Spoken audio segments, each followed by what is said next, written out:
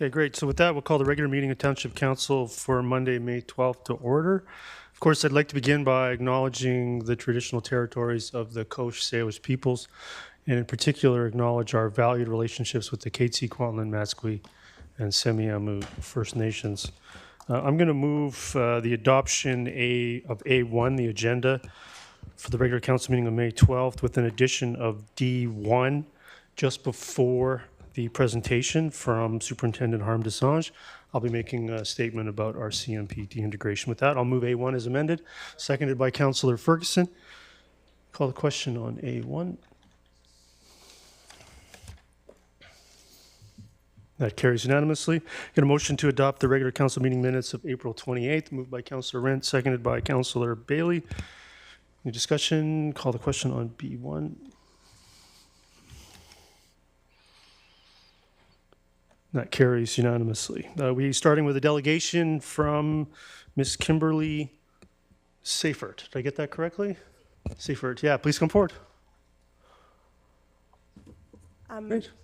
Hi there, thank you for having me today. My name is Kimberly Seifert. I'm here to speak on behalf of the Manor Farm.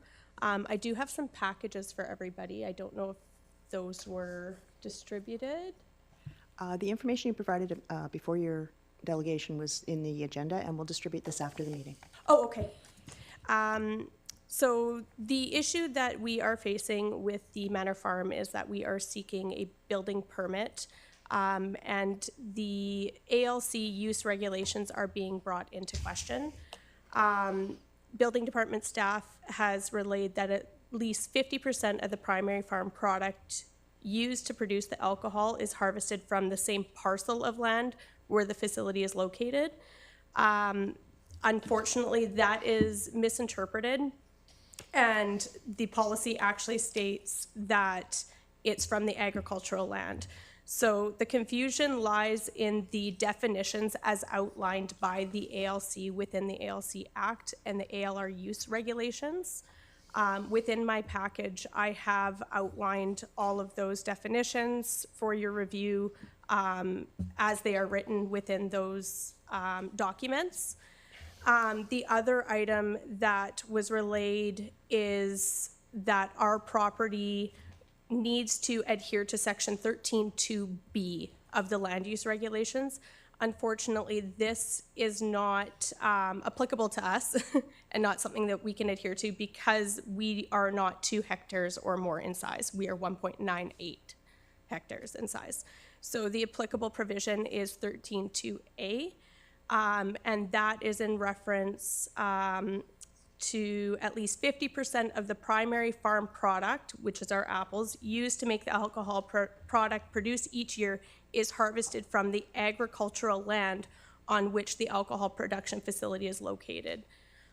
It seems like there's a little bit of confusion around that in referencing the location in relation to agricultural land. There's 2 things to consider there, a parcel and agricultural land. Agricultural land can be comprised of multiple parcels, whether they're coincident or separated by some distance. It's the collective farm unit, whereas a parcel is determined by the identifying number and its title. The Manor Farm has 2 locations, 2 parcels of land, one located in the Agricultural Land Reserve in the Fraser Valley, which is the subject property, and one located in the Okanagan in Kelowna. The one in Kelowna, we have a mature orchard that is producing apples available for us right away to go into production. The parcel in the reserve in the township has over 2 acres of orchard planted. They are almost 4-year-old trees that are starting to produce but will not have a full yield, but can be supplemented through our other parcel. Within the use regulations, it specifically outlines farming over multiple parcels, and outlines that unless a contrary intention appears, reference to use of agricultural land includes all of the agricultural land on which a single farm operation is conducted, regardless of whether activities are conducted over one parcel or multiple parcels, and whether, in the case of multiple parcels, the parcels are adjacent.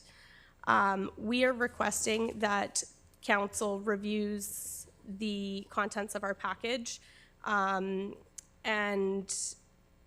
is able to determine how we can proceed to be able to harvest from our additional parcel and begin manufacturing. This has had a detrimental effect on both the landowners, their families, the farming operations, the investments they've made, and will continue to have a very detrimental effect on them. It will also affect the 10 events that they're permitted to host this year by way of excluding the primary farm function of our structure that we do our processing in. I don't know if I have anything else to add there, but I'm open if you guys have any questions. Yeah, there's a few questions from council, and I can appreciate the delegation today. That'll get the process for council to get underway and have a look at this. And I've been following the emails and slightly aware of it, but now we'll take a much closer look at it. So thank you very much for the information, which we'll get later today, and for your delegation. Thank you for your time today. And Councillor Richter. Yes, thank you. Yeah, the 50% rule, sort of, we've had in place for a long time. That's what you're contesting. It's our bylaw. The 50% rule, the understanding of that, I'm contesting. Okay. The interpretation of that. Now, you said you've got 2 acres of trees planted We have now, over 2 acres of trees, yes. and they're 4 years old. They're So 4 years old. They're just starting to produce. How long will it take for them to be in full production? That we don't know. There's too many factors with that. They could potentially produce an adequate yield this year, Yeah. and it could potentially be a couple years. Okay.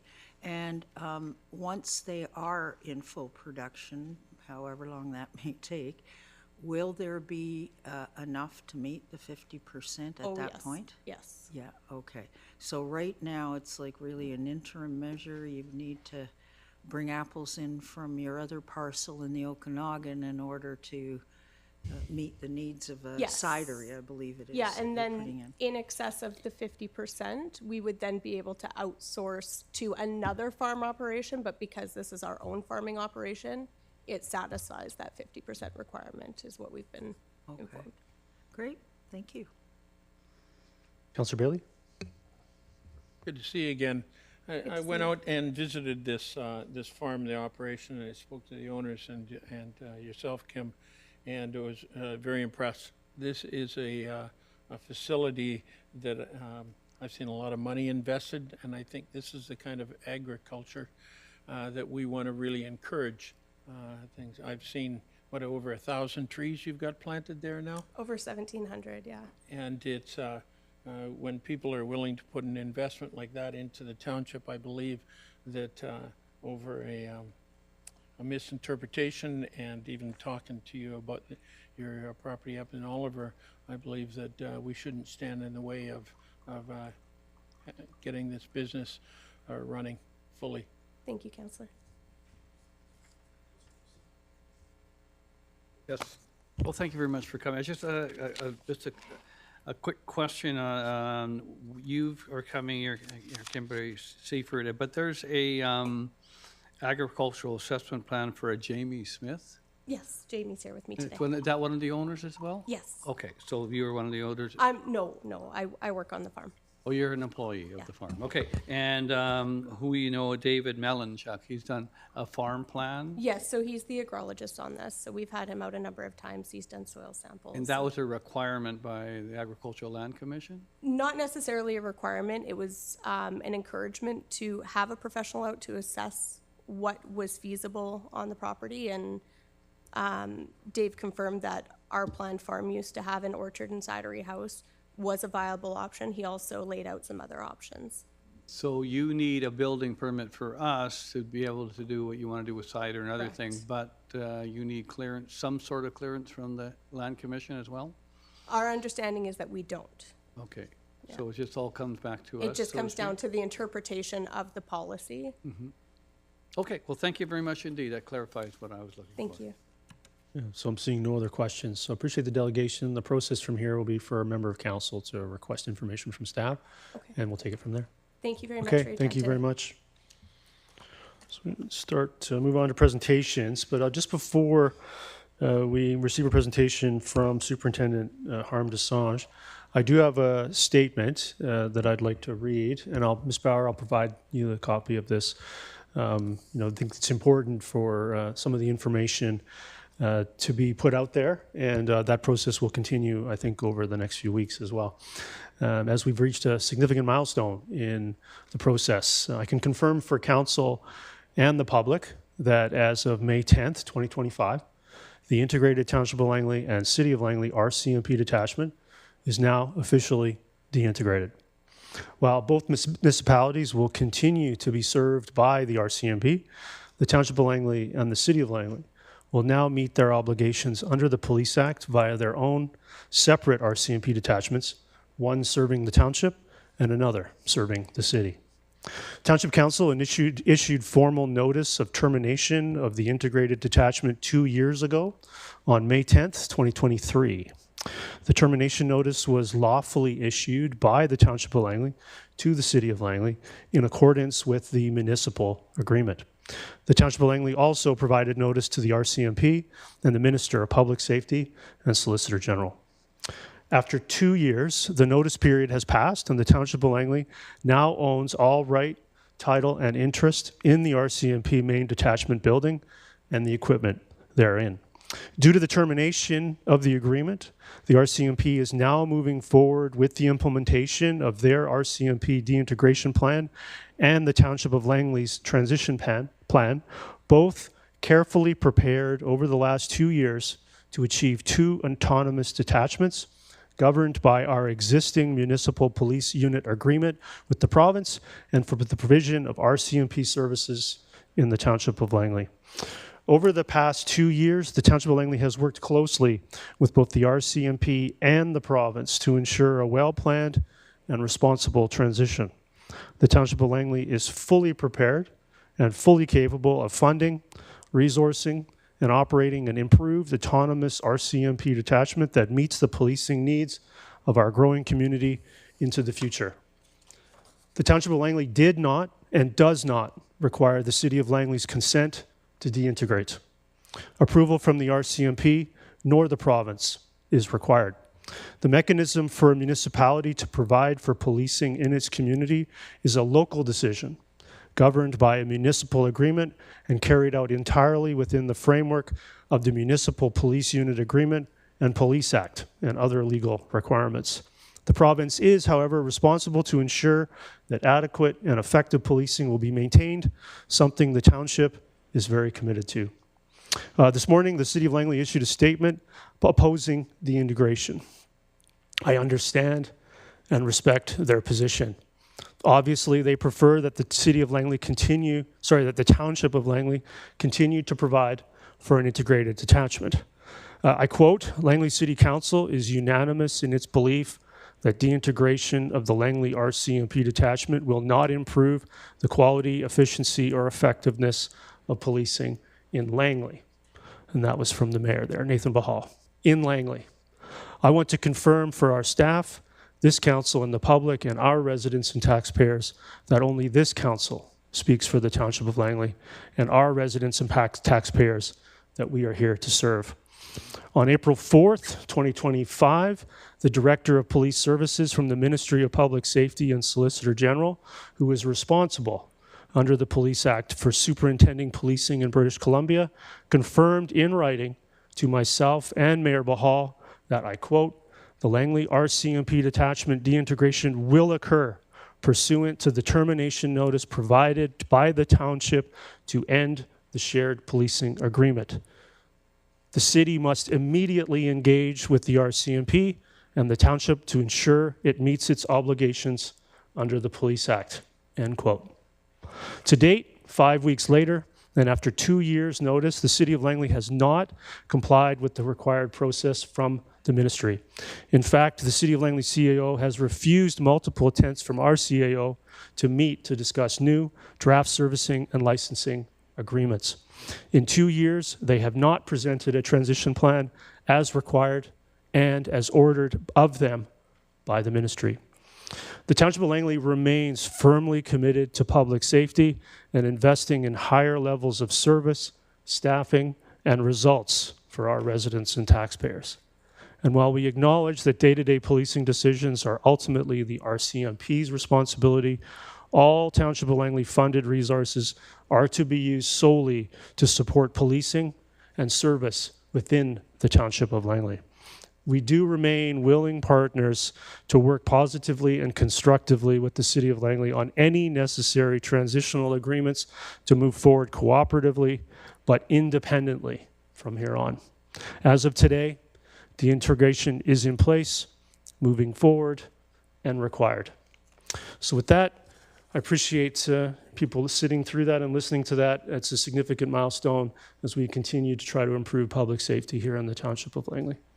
With that, how timely that we have Superintendent Harm Desange here to provide us with an update and presentation.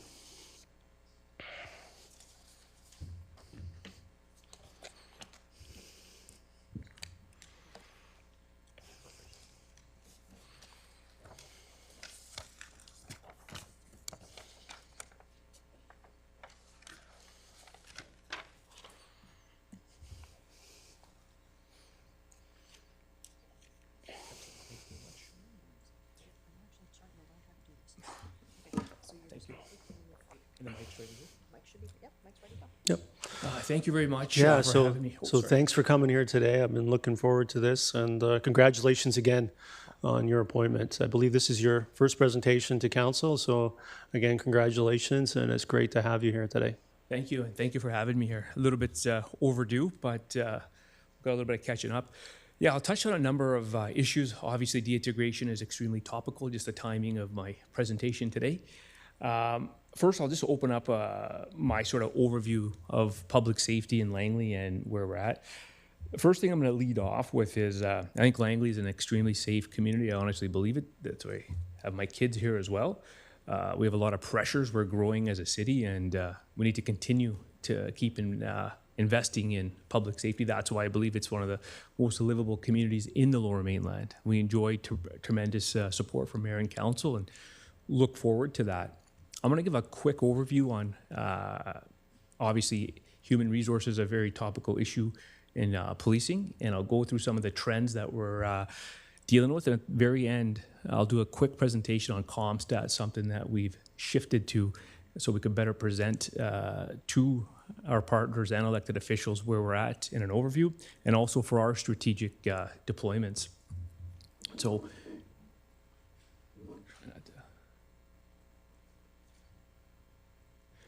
So just real quick, I'll go over human resources, our budget, the integrated teams and the future pressures coming up, and some of the biggest trends for us, body-worn cameras, the use of drones, and especially the artificial intelligence with respect to report writing, some of the challenges and benefits that we'll see in the long term. Our big emphasis on social media, public engagement. Our sergeant has hit the ground running with a communication strategist that the township was kind enough to fund in our last cycle. Our recent initiatives, and lastly, we'll get into ComStat, and then at the very end, I'll open it up to any questions. So just a vacancies review in the last 4 years. Now, just not for the RCMP, but police agencies all across Canada went through a shortage of police officers. Some of that was due to the social injustice issues down south, and which kind of led to up here in Canada as well. And then in the RCMP, there was a major pay gap, almost 20% with our municipal counterparts, which created this vacancy gap. A lot of our RCMP members were leaving and joining other municipal agencies, as there was almost a $20,000 pay gap. And that put us in a difficult bind. And that's kind of led to some of the vacancies. Fast forward to the good news, a collective agreement was reached where the RCMP reached pay parity, about $5,000 behind the highest paid. Won't always be the highest, but will be sort of near the top. And then when you factor in the 10% subsidy, there's about a savings of $16,000 to $20,000 per police officer. So that was the game changer, that collective agreement, not only in retaining our employees, but also attracting municipal police officers. Last couple of years, we've done really well in hiring experienced police officers from other agencies. We have 2 in Langley that started recently. And now our training academy in Depot is ramped right up. I think they're processing somewhere in the neighborhood of 7,000 applicants. And full troops will be going through.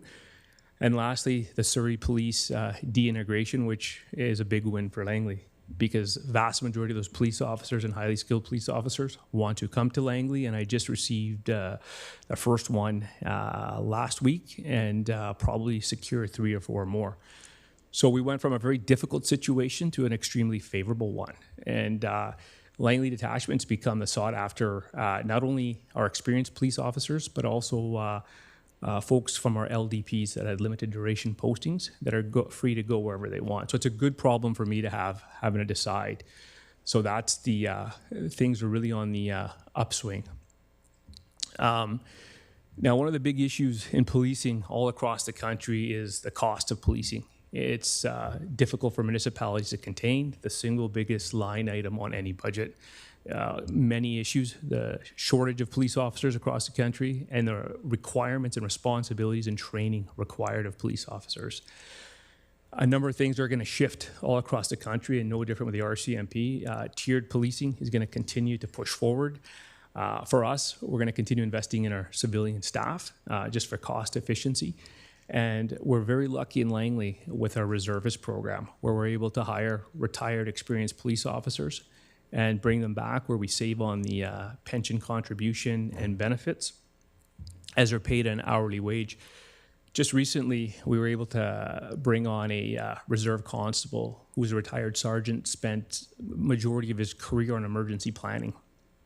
And in light of the tragedy in Vancouver, it was good timing for us to bring him on as we continue to host more and more community events in the township. The demand for that extra lens on public safety is going to be needed even more and more. I think our next one we're looking at is May Day, and he's been working closely with staff to plan ahead. The street festivals, farmers markets will go on and are important to the community, and now we need to make sure we keep everybody safe. And we're quite alive to the fact that costs are going up and up. In order to make these realistic and maintainable, we have to work closely with the organizers and city staff, which we're off to a really good start, and we'll continue taking advantage of the reserve constables. So moving forward on the HR side, we're set up for a really good position. The next 3 to 4 months will be busy bringing new bodies in. But I also want to keep bringing new recruits in and have balance of experienced members and new members, especially members that grew up in the community.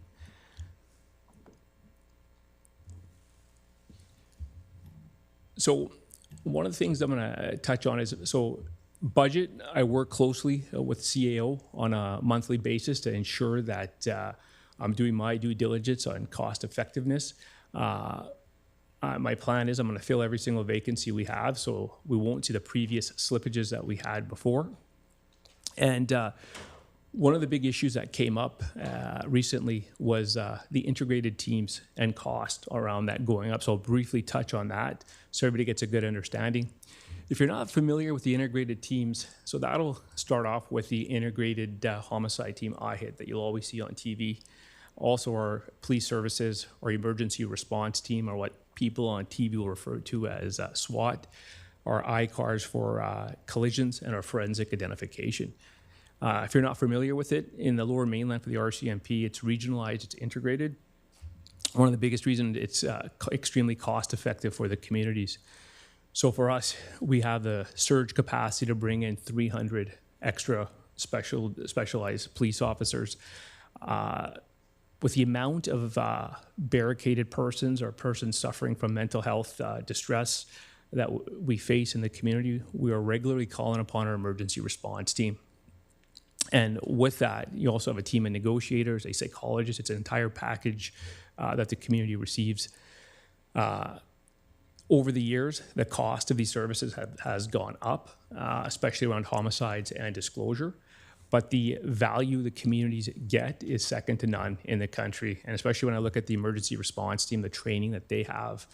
I think about 6 weeks ago here in Langley, we used them 3 times in a day, including an incident of an individual suffering from a mental health crisis that was randomly shooting rounds into the air while our members were on scene as well. And that ended up being their 3rd call of the day. All 3 incidences were brought to a safe resolution, no extra cost to us as a detachment, and no drain on our resources. So it's also an insurance that we get in our communities. And in my view, that's the best model in the country for those support services, which are also the most expensive in policing.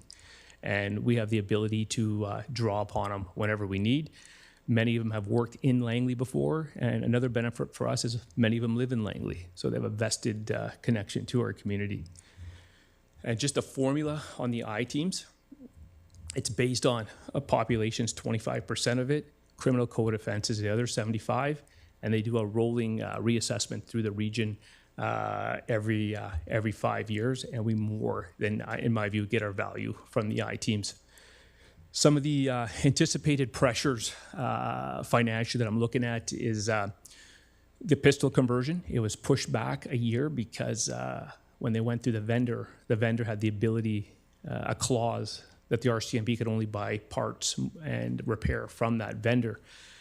We have our own armory that we can fix a $5 spring on ourselves instead of paying somebody $500. So they are re-looking at the procurement process. So what that means is it'll be cost effective, but that money we had pressured this year will probably get pushed into 2026, and the fun topic of tariffs could add money. Unfortunately, most of our police equipment does come from the United States. So that's something we're monitoring like every other city department on a weekly basis. Body-worn cameras. Actually, I'll just move up. So body-worn cameras will start receiving our equipment shortly here. Initially, there'll be some growing pains, which we've already started to see. Mission detachment was a pilot project. And one of the challenges they're coming into is Crown Council wants the audio transcribed right away, extremely labor intensive. And in some cases, it won't approve charges until it's transcribed. And then our position is right now, if we go to a domestic assault, we'll write a report. Based on our report, charges will be approved. But now we have to get the transcription done. So there'll be some extra pressure on our municipal staff and cost around the transcription, but the evidence is great. Now, moving forward, the RCMP is invested in the artificial intelligence report writing, where we can take the transcription from the camera and dump it into a report right away. But this is still going to have to go through the court and be tested. One of the things the courts want is human review. We have to prove the reliability of transcription. But once we get to that point of where it's accepted by the court, that's where we'll save time for our police officers. Because right now, majority of the time for our frontline police officers ends up being report writing, just because of the amount of disclosure required in British Columbia. Drones, we're using them more and more, extremely cost effective. And from an officer safety perspective, we've got 3 here in Langley Detachment. It's a trend that you'll see more and more in policing. On the Microsoft Copilot, the artificial intelligence for report writing, that's something we've invested in heavily. And one of the benefits with the RCMP package is we don't, as a detachment, have to pay for any of the licensing fees of the 18 major platforms. So that's all built in. So there's no extra cost to us at the detachment, and just the buying power on the equipment on that large scale is usually about 20% cheaper. Just going to go down. So Zinal Shroom is our new media sergeant. He's been in that position for about 60 days now. He's hit the ground running. As I mentioned earlier, he has a communication strategist working with him. One of their biggest things is going to be, expanding on our social media footprint for education and engagement. Some of the things they've already come across is, so they'll monitor the social media platforms to see what matters in the community and what's occurring to get a better sense. And one of the things they updated me on is it's not just Facebook or Twitter. A lot of, especially younger folks, are now going to Reddit and posting about problems in the community. One example we saw from our colleagues at Ecom was when the tragedy in Vancouver happened, most of the updates in real time were on Reddit, not Twitter or what's X now. So something we're very alive to, and Zinal's done a tremendous job, and you'll continue to see more and more of him in the community, on the news, and also our social media platforms. Now, just a couple of things that are trending here in the township. We had the opening of the Child Youth Advocacy Center nearby here. They like to keep their location very discreet, but that's a huge win for the community, especially when it comes to young people who are victims of sexual assault or abuse. In the past, we'd take a young person, send them to one location in the region for counseling, another place for treatment, then another place for the criminal aspect of it. Now we bring them into one roof to sort of mitigate some of the trauma and difficulties the families are going through. It was a lot of hard work for 3 years with our partners at the Advocacy Center, and we had launched the soft opening, and our hope is will be fully operational in the next 3 to 4 weeks. So I want to recognize the work that they did. Now, I'm going to get into ComStat later, which is a tremendous tool for us, but we don't solely rely on stats, and e-scooters and e-bikes is what I'll mention. The stats don't show it, but when we talk to the schools and parents, it's becoming problematic. The reason is they're cheap and they're technically not motor vehicles. If you have a motorcycle that's got a motor with 50 cc, that's considered a motor vehicle. Now, especially the e-scooters, if you kickstart them, they're not classified as a motor vehicle yet under the Motor Vehicle Act, because you do a push start and then you have a throttle. They're supposed to go 30 kilometers, but young folks have figured out how to take the regulator off, so they're going 60, 70 kilometers an hour. Our complaints are going up, especially on sidewalks. And the province had a pilot project, and one of the challenges is each municipal bylaws are different, when you could ride them on the sidewalk and when you can't. The popularity of them, they're going to keep increasing. In many ways, they have become motor vehicles with the speeds they can go and the distance that they could travel. So we're going to start off with a big public education piece around it, and probably work with Manny closely around bylaws. It's going to take time for provincial legislation on the motor vehicle to catch up and properly classify them as such. The other challenge we run into, some folks who may have been charged with impaired driving and had their license taken away for 90 days or however long, can now get on an e-scooter, which is technically not a motor vehicle, and kind of exploit that. Anywhere from $200 to $1,000, so you'll see more and more of them. Big problems around the schools. As soon as the bell rings, they kind of just go in all sorts of directions, and sometimes passing cars on the left when a vehicle's making a turn.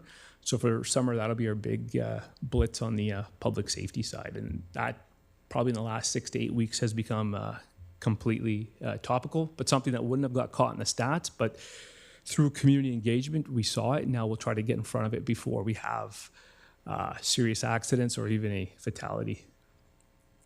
So just real quick on ComStat.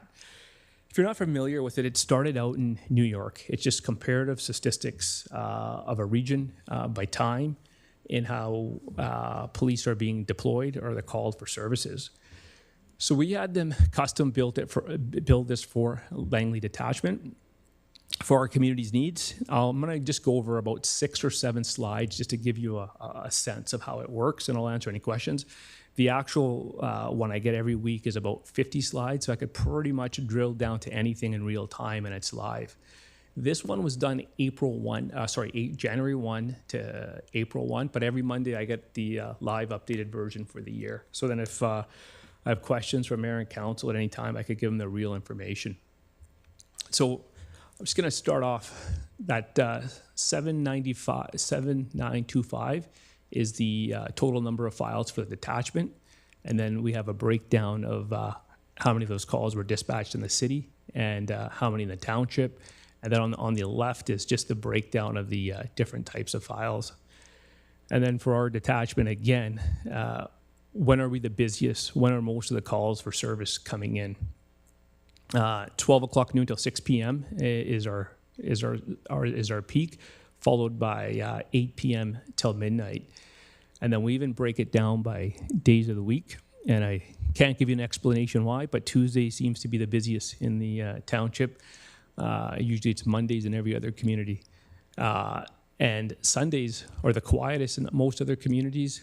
Here in the township and city, it's Saturday. And then we'll even break it down by zone. And for the intents and purposes of this map, Zone 3 is Langley City, and the rest of it's Langley Township. And a part of this is when we get the stats are meaningless unless you're going to actually action them and put some context around them. So every month we have a strategic operations meeting where we'll pick the highest priorities. A lot of it will be driven from this or complaints we get from our key partners. And now we have a measurable, and it also helps us when to deploy resources and where to shift the resources.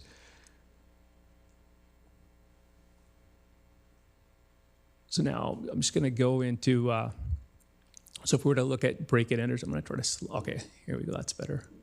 If we look at break and enters, it'll give you sort of a hotspot map where, and then sometimes we'll even look at what's being taken. So we can flag trends in real time, and our analysts have done a tremendous job of identifying some of our high-risk targets, where last week they were able to catch somebody breaking into a compound in real time. And they actually lead this. And the type, whether it's a store or a financial institution, restaurant, now we'll measure trends in real time and talk to those stakeholders, and where we get a lot of valuable information. And then again, by the days of the week and by zone.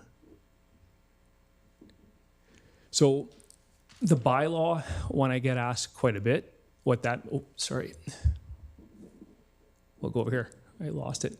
So with respect to bylaw, that tends to be primarily around our unhoused or homeless population, because there isn't a criminal offense that says being homeless or being on the street.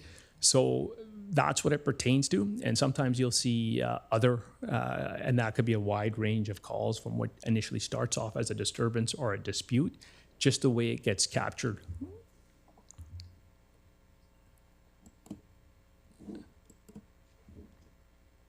All right, I broke it.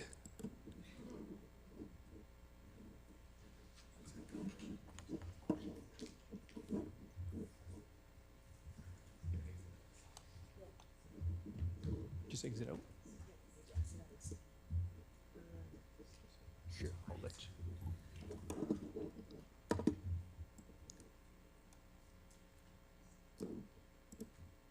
There we go. Okay, good stuff. Thank you.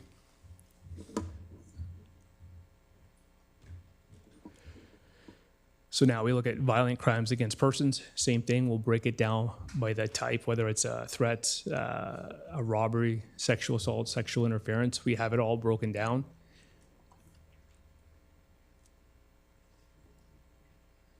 Robbery is probably one of our most serious ones when it comes to crimes against persons. And then just primarily around our core business area. Shoplifting is another one we watch closely as well. One of our grocery stores will show up with a high number of calls for service, but then we'll find they also have a very robust loss prevention program. So the numbers are gonna be higher.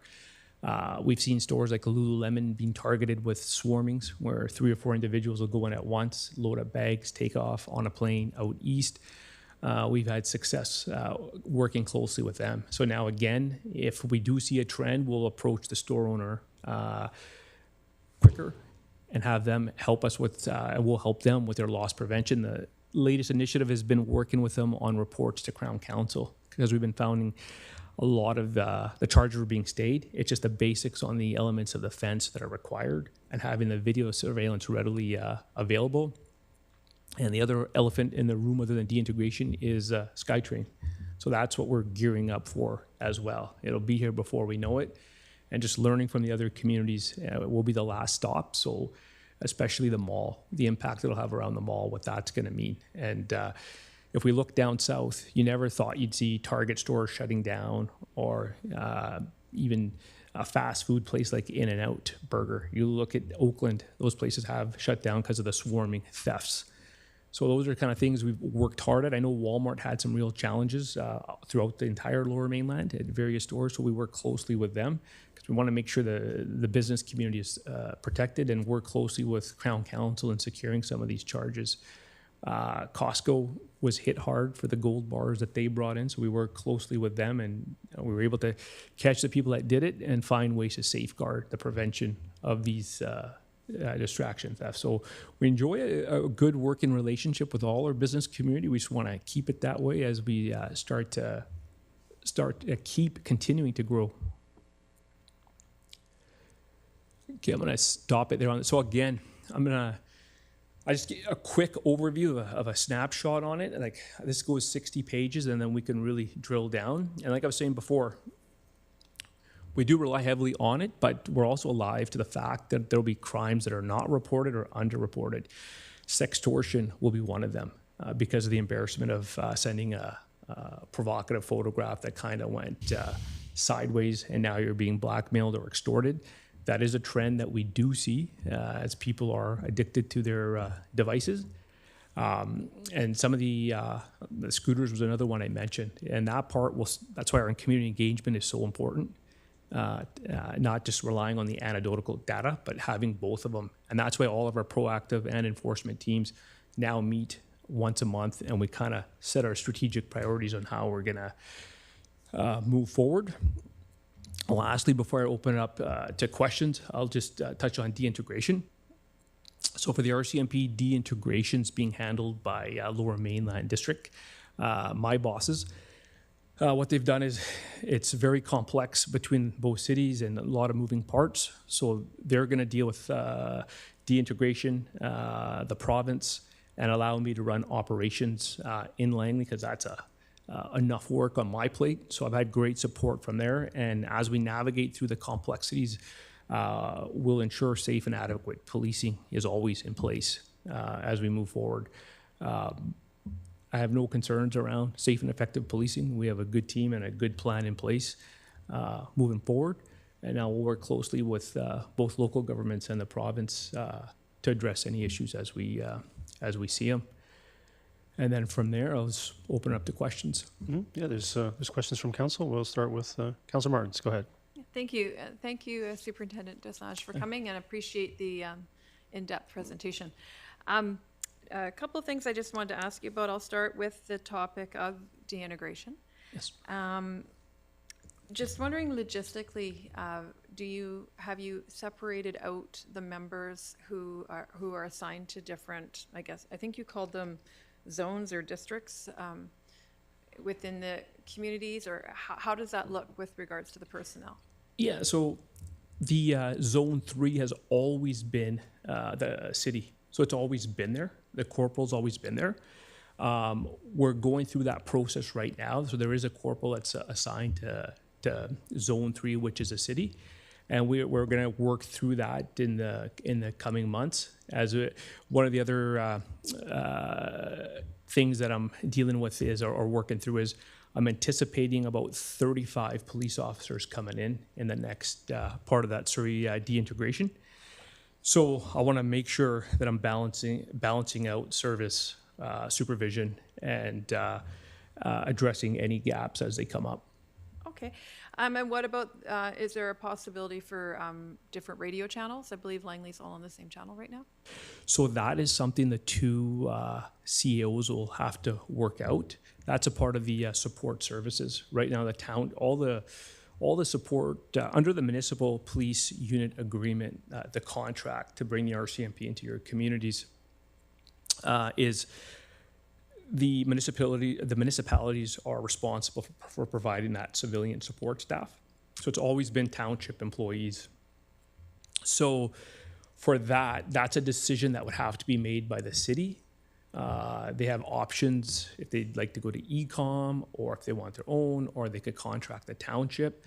I'm not a part of those discussions, and to be honest, I have no idea where the two parties are at in those discussions. I look forward to getting an update at some point.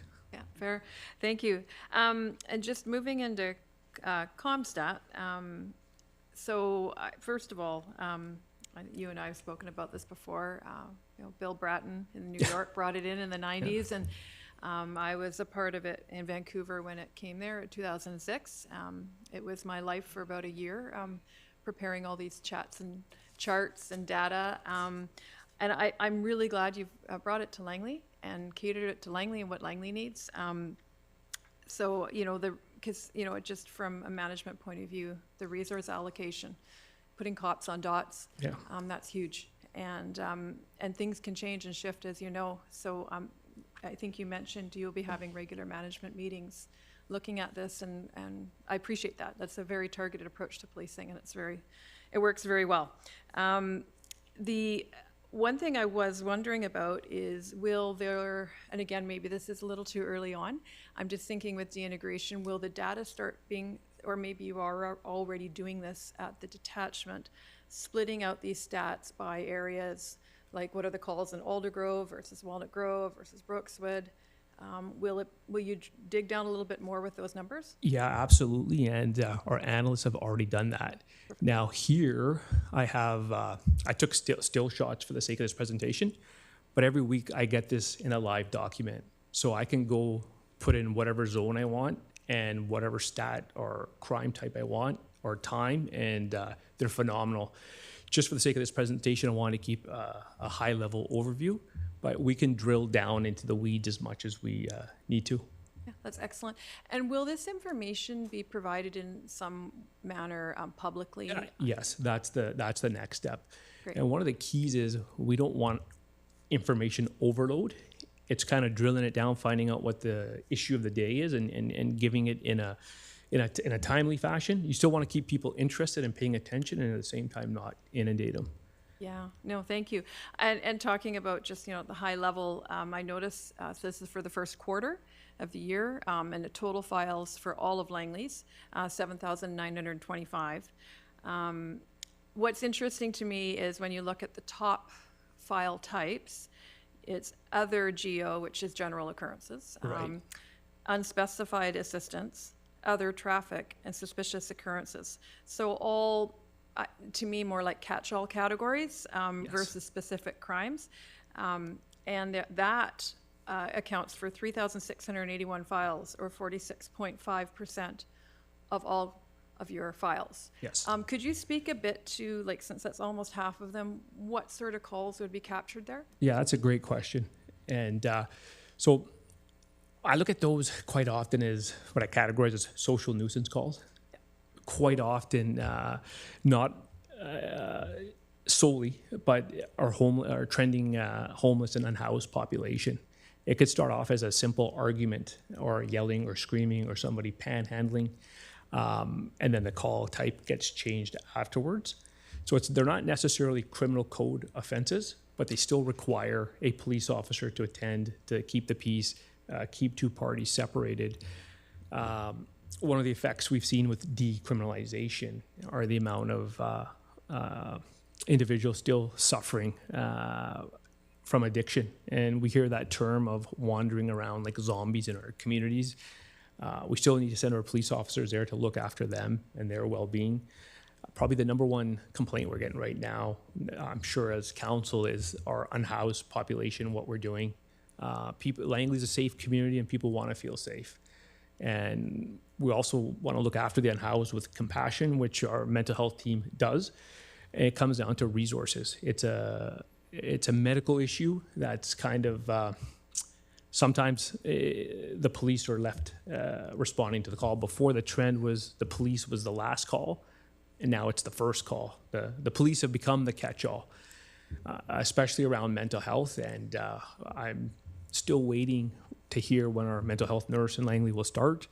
We've got a full team staffed up now. That other category, a large portion, unhoused and mental health. Yeah, well, thank you for that.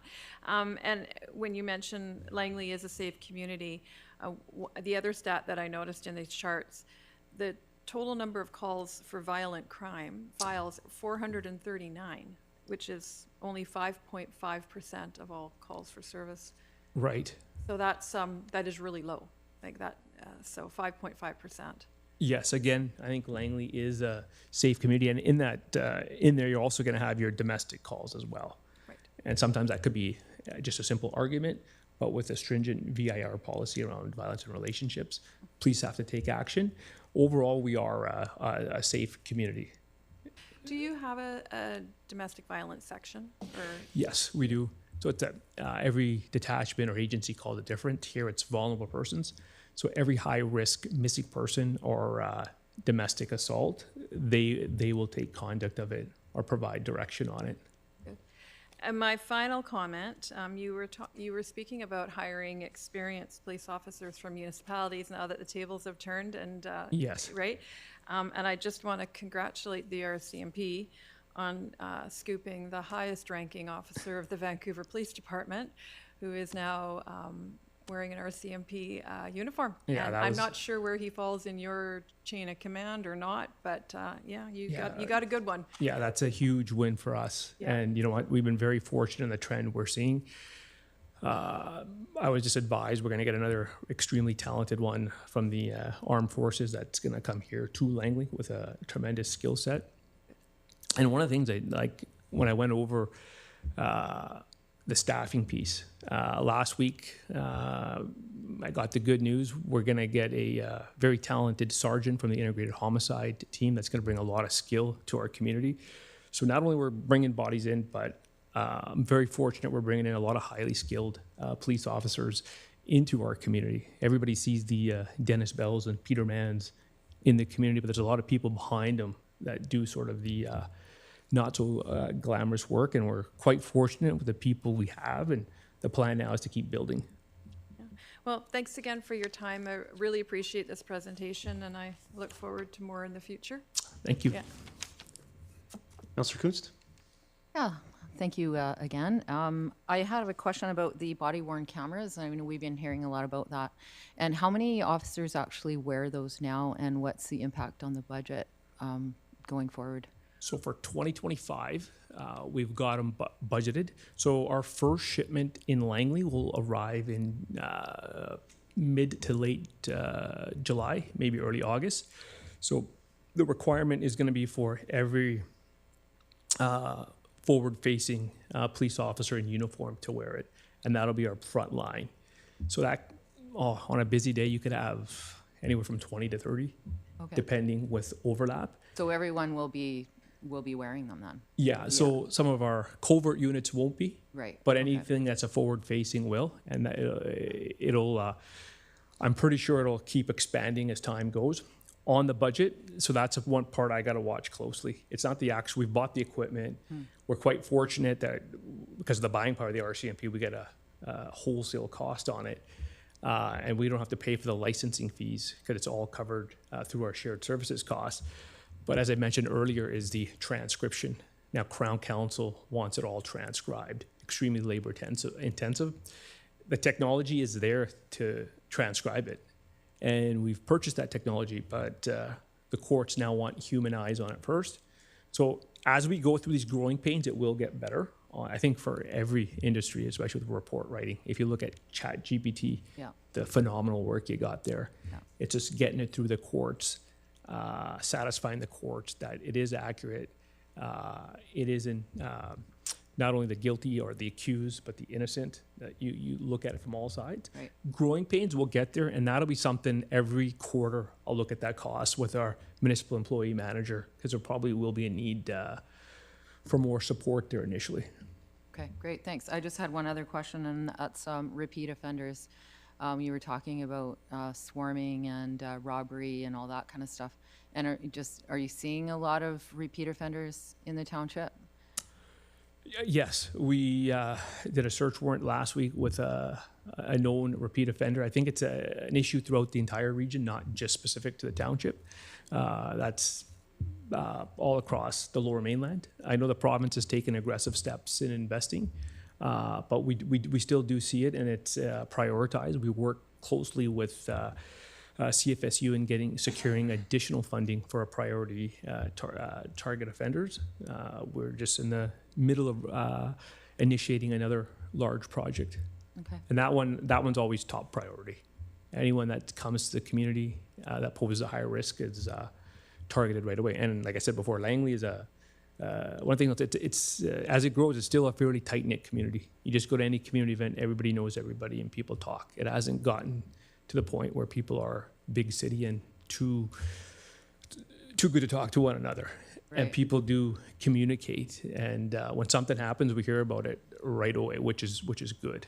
Well, I appreciate what you said. I think it was a couple months ago. I think we were having a coffee, and you said something about Langley's community events and how important it was that you know that we do these community events because it brings people together and you know that sense of community and yeah, people get to know each other and just yeah. Yeah, absolutely. For every dollar spent on enforcement versus the proactive side, there's always a debate there. Yeah. You got to keep investing in both Yeah. to keep the balance. Thank you. Thank you. Councillor Richter? Yes, thank you very much, Superintendent. Excellent presentation. I was just wondering, I'll start with a deintegration question too. Are you the superintendent for both the city and and the township, or are you just our superintendent? in Right the now, I township? oversee. So my position belongs to the township. That's who the township funds my position. Right now, I oversee all policing in Langley. Okay, but you're overseeing the city too? Yes. Okay, and the mayor just read a statement saying that it's full-on deintegration now, so Yeah. will we be getting more of your time shortly, or? Yeah. So like my office is in the township. Like I'm always available whenever needed. That'll never be an issue as we work through the complexities. I think one of the challenges is we need to the cost sharing agreement. That's between the two municipalities, and that's something that the RCMP has no say over. That's got to be a municipal issue. Needs to be rectified. Once that works its way out, then it'll make life easier for everybody. And yeah, so I am juggling a lot of things right now all at once. But I'm very fortunate. We have a great team around us. That we just every day is you don't know what you're going to get when you walk in. Okay. Or what's going to be waiting for you. You mentioned 7,000 applications are currently being processed for, I guess, new grads coming out of Regina. Yes. Okay, and you were hopeful that Langley is going to be an attractive destination for some of those. It already is, just with our survey deintegration. Like the challenge I have is I don't have enough spots for everyone, which is a good problem to have in policing. And now we want to bring the best of the best. And again, we got to look at the demographics of the community. It's changing. What do we need for language skills? How things, I know, like for Cantonese speaking members, I just put a request in last week out of our training academy. And like right now, we could fill it up with experienced police officers, but I'd like to keep balance. You want some young, fresh members as well, and many folks that grew up right here in Langley.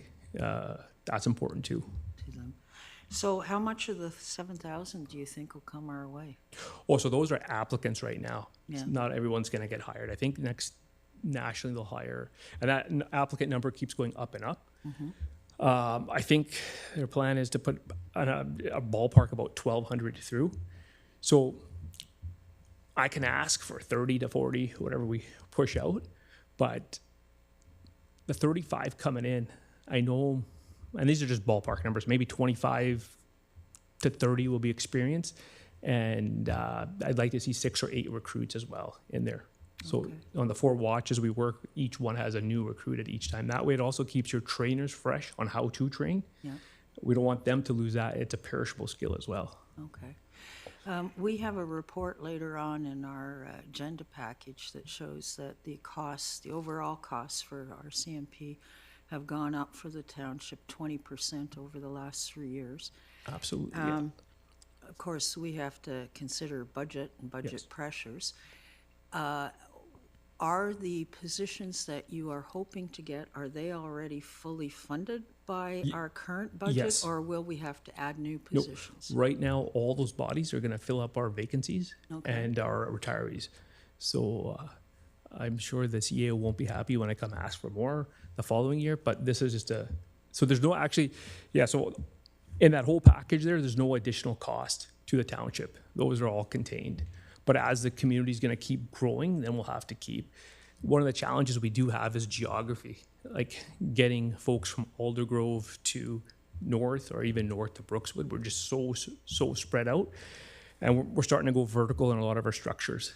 So it takes us 4 minutes to get to a call, but we have to find a way to get to the 16th floor, and that's something I'm working with our colleagues at the fire department as well. And when they build new developments, and making sure they have safe entry for first responders. Great. So we're not going to need to add more positions then in the 2026 budget, or we are? I'm going to take a look at this off the top of my head. Oh, no, I'll answer that. The council has endorsed in the 5-year financial plan Okay. 2 additional RCMP members to be added to the complement within the 2026 draft budget for council to consider at the end of this year. Yeah, so that will be good. That'll With be those good. 2, we're good. With the numbers we'll fill up, we'll be fine. All right. You talked a lot about the I-teams. Yes. Now, how much of these do we actually use? You know what? It goes in peaks and valleys. Yeah. Sometimes we'll go 3 weeks without. And then like last month, we had 3 call-outs in a day of the emergency response team. And like when a team like that comes, there's about 18 highly skilled, and the amount of training and equipment that they carry, then a team of 4 negotiators, a psychologist. We here get more than our value in the I-teams. Number one, when they come in, there's no extra cost to us. Like, for example, if there's a homicide, we'll provide support for 72 hours on the scene. Then all the costs are borne by the I-teams.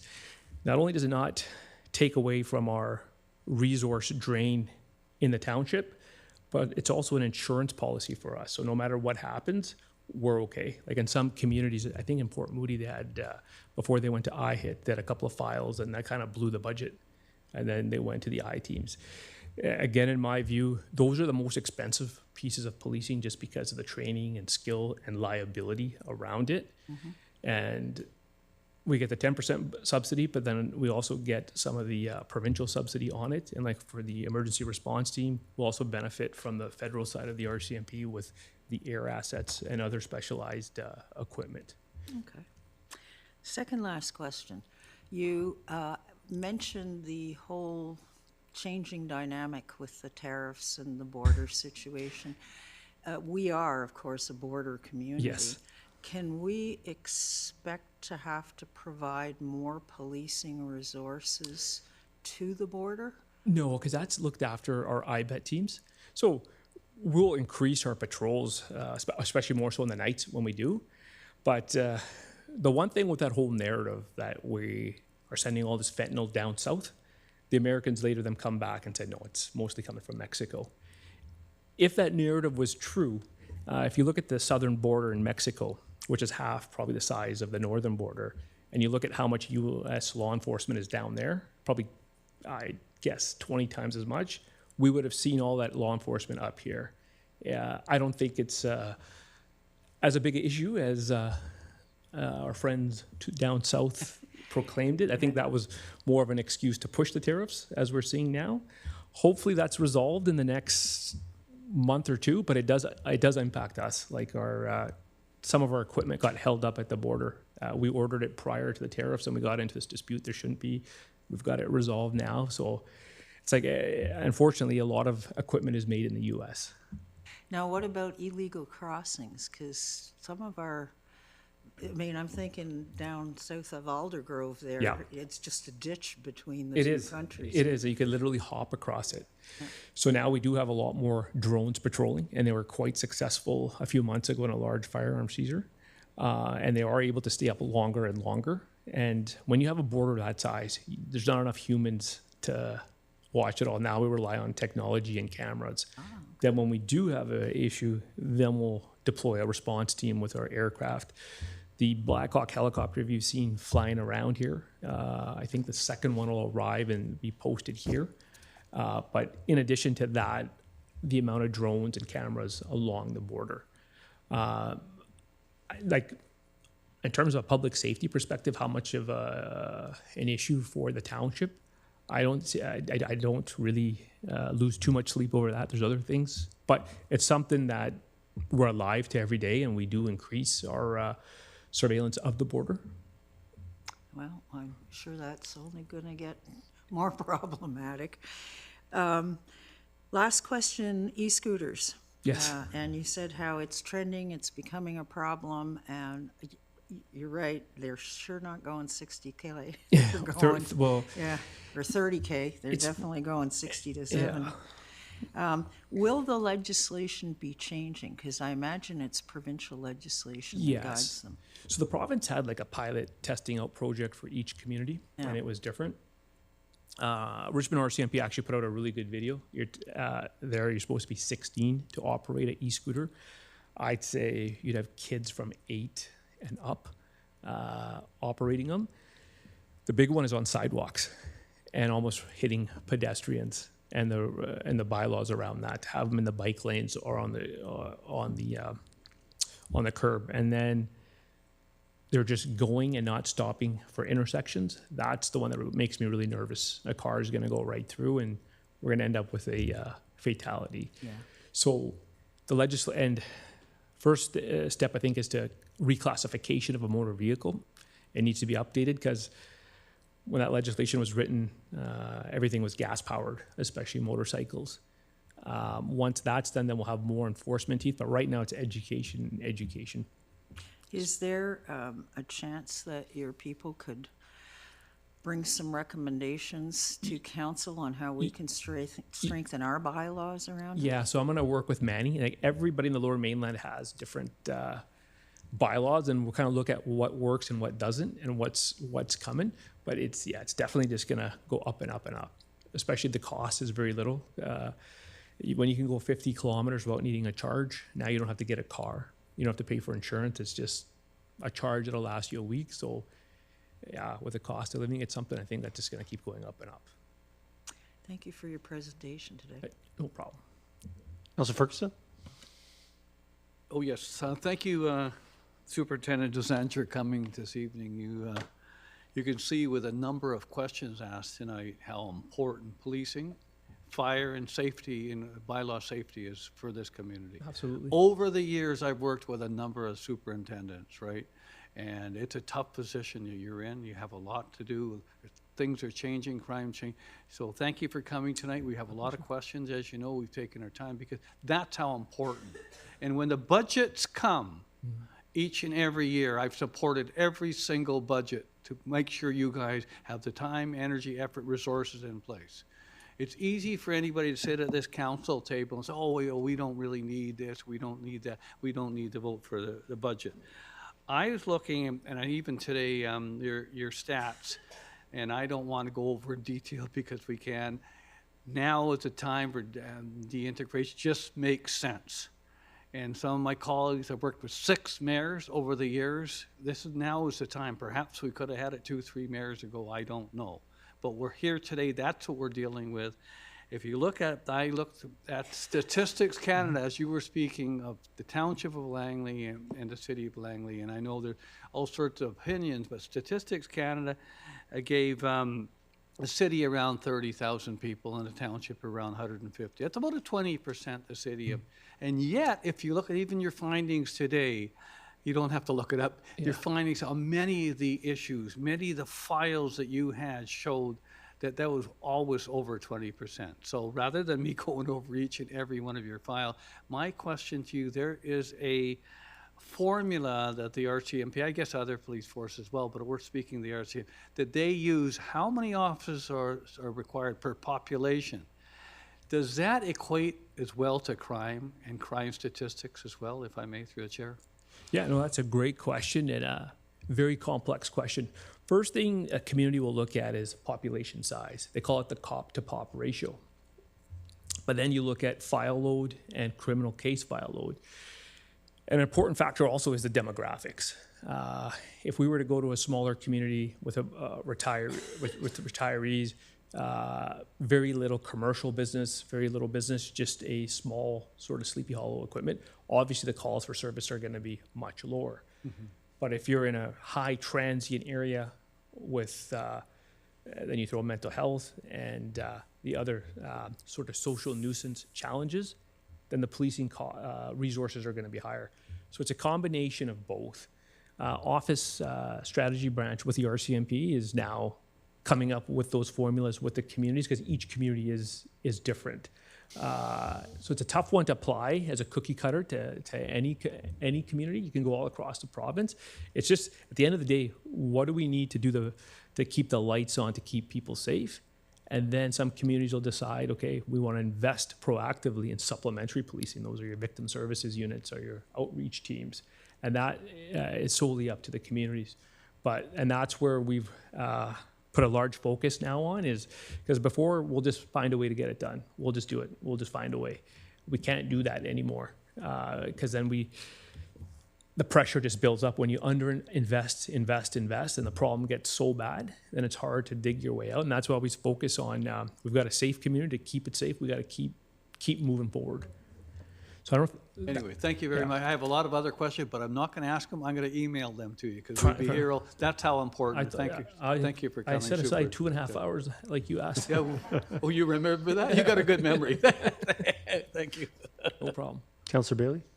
Yeah, Superintendent, I'm going to cut through into an area of focus. I know that police are incredibly important when it comes to a different aspect of public safety, and that's prevention and that. And I'm a huge advocate of police officers in the schools. Yes. Your liaison officers. How many do you have in Langley now? Right now we have 6, and we're going to add a 7th. Yeah, because when you combine the schools and police liaison officers and those damn scooters, I despise those things, because you're not supposed to be under 16. Good luck. I know. You're supposed to have a helmet on. Good luck. And the one that really gets me is, can we get them off the sidewalks? Because the people who really have trouble with that are people with accessibility challenges, such as like the people that are visually Absolutely. challenged. Yeah. Find them extremely dangerous because they can't hear them. That's the big one. So can we utilize those school liaison officers for public, public safety, and pound away at the packs about kids going to school? You see them doubling, two 10-year-olds with Also no helmet. allowed. I just, I know the emergency rooms are now talking about head injuries and wrist injuries are going through the roof. So can we really make sure we pay attention to those So things? I actually have a meeting with the district tomorrow, Wednesday afternoon, and this is going to be topic number 1. Sounds like you were the one sending me emails the last 2 weeks, because that's the same message we got. Everything you said over and over and over again. Yeah, it's the disability community is really struggling with those things, and them on the sidewalks. Yeah, our colleagues in Richmond made a really good video, so we're going to steal it and repost it, and then we'll customize it and put our own out, and then we're going to. That's the plan, to work closely with the schools and parents as well. You won't steal it. You'll be inspired by Inspired. it to create a Township Langley version. Yes. Oh, boy. Some of us like the stealing aspect, yes. So thanks a lot. This is a great presentation, and I look forward to seeing how you handle the deintegration. Keep you updated. Yeah, I'm not going to drill down into every aspect. I really appreciate you coming here today with an update. If you could go to the bylaw slide, we focus a lot on crime, but the bylaw slide, it's interesting to me to again see the disparity between population and the city of Langley versus the township. Maybe you could dig into a bit more about that. What is the bylaw category, and why do you think that disparity exists? Is along the lines of are you being calls for service coming to you that should be going to the city of Langley bylaw department? Is it as simple as that? Maybe you could explain this slide a bit more. Yeah, no, that's a great question, especially with the bylaw enforcement. So, as I said earlier, a lot of those are going to be mental health calls, the homeless population, unhoused population. I met with Kwantlen College last week, and they told me that our student enrollment is going down more to the online. Number of reasons: people don't like having an encampment right outside their campus. So even in the community, you hear it, it's a real issue. Then when you look at our calls for service, and before the mindset was, well, you're just going to move them along from one area to another. Hey, you can't set up here. That's a lot more difficult now, especially with the violence that goes up. Because when you have individuals that have used Narcan or naloxone several times, now the doctors are telling us that's caused a brain injury over and over when you're not getting oxygen to your brain, and now you're adding more. So it's a head injury, and now you're adding drugs to it. So that really pushes the volatility of some of our clients up, and it's 2-officer response. And then sometimes we're faced with a situation, okay, the store owner can't have somebody having a complete disturbance issue in front of their store. Where can we get this individual? There just aren't enough resources. And the pink spot, the highlighted area, is where a lot of our unhoused are, and it's cheap food is one of them. It's the demographic of a neighborhood, highly transient area, and very concentrated population there. The solution is what every community right now is fighting with, and I think this is where we got to work closely with the provincial and federal government and get some of those beds that we were told about, especially when it comes to issues such as involuntary care. It's a start, but we got a long ways to go. I don't have a quick solution to remedy that, other than it's the demographic, and we just got to keep chipping away, keep asking the province for our proportionate share on this side of the Fraser River. In terms of a policing issue, though, in terms of resources you might need or look for, for example, 74 files for noise bylaw, right? Why is that on an RCMP report and not a noise complaint going to, say, the City of Langley bylaw department? Why is that an RCMP thing? It'll come around to the issue. If there's potential for violence, bylaw won't attend. That's the biggest reason right there. And we do work closely with bylaws in both communities in proactive patrols, but it's just that safety. It's that safety issue that always keeps coming up. Again, we end up being the first call instead of the last call. And many times we will show up and we could quickly resolve it. Other times we're on a standoff. Okay, we can't take them to a transition home. We can't take them here. It's just roadside trying to figure out a solution. Our mental health team does a great job. It's the lack of supplementary resources available, because we don't want that same person now to go damage property or injure somebody or injure themselves. Yeah, I think, we focused on the element in crime, but here, maybe this would speak to the metrics around determining what resources you need to police your community adequately and effectively. Absolutely. That if you have a significant number of calls related to this, that wouldn't show up in a population to police officer ratio. No, and that's why I think you got to look at both. You can't just look at the cop to pop. You got to look at the call volume too, and the demographics of a neighborhood. Pressures and challenges are different for every. You got to look at both. Correct me if I'm wrong.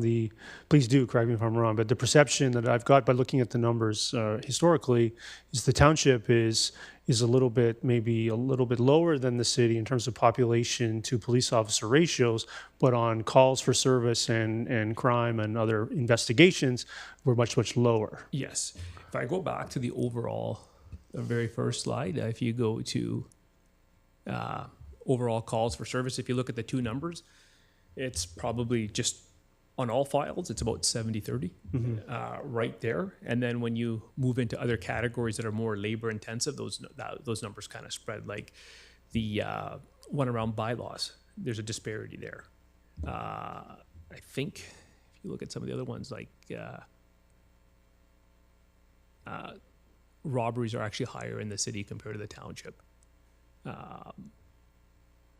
So yes, you gotta look. You can't just simply go cop to pop population. You got to look at the demographics and file load as well, and the type of calls.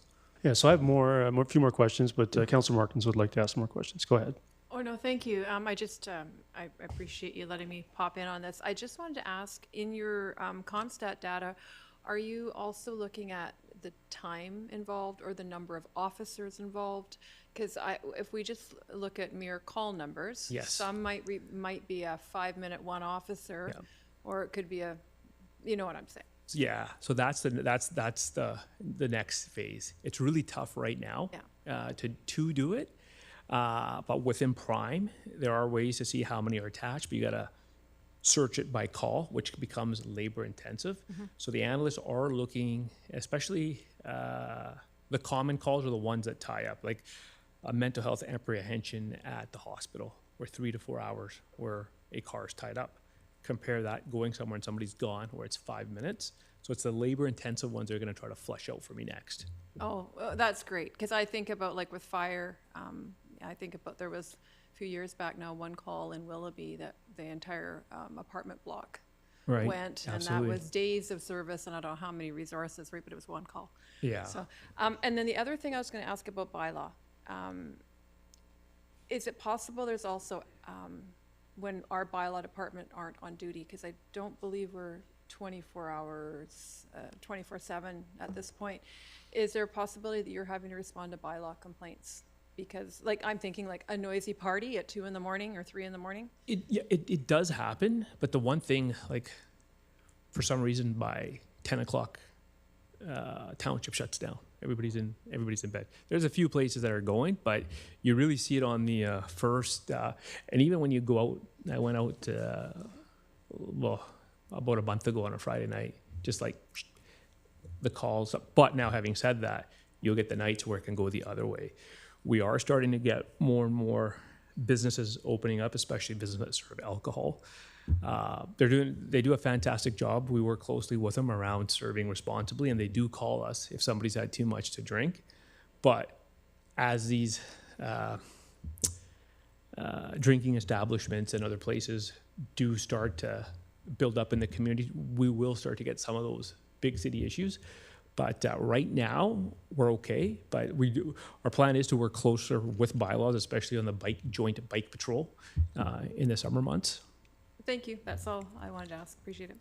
Yeah, so I'll follow up again. I think that's a good point to highlight, of course, is the service hours of RCMP versus a bylaw department, which is, I think, one of the things that the staff here are working towards with, Manny and Manny Nat, is to try to increase those hours of coverage of the bylaw department, which would, again, I think, allow you to pursue other elements of crime and serve calls for service if we had improved bylaw enforcement coverage. Absolutely, and that's why this one here is where I really want to sit down with Manny and work with them, where the calls for service, then they could better deploy their resources as well. And I know that's something that I continually, ask the staff that, where are we at with this? Because I think it is something we're looking to see happen.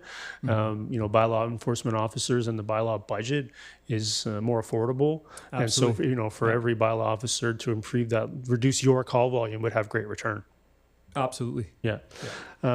So I think it's interesting. I think I like to highlight the bylaw here on the presentation today because, I think it's important that, if we see, our neighbor's bylaw department is, I think, 1/10 of our size, something like that. Mm-hmm. With these kinds of call volumes, there's certainly no surprise why the RCMP would see a much higher call volume in the city, maybe the nature of some of the issues there.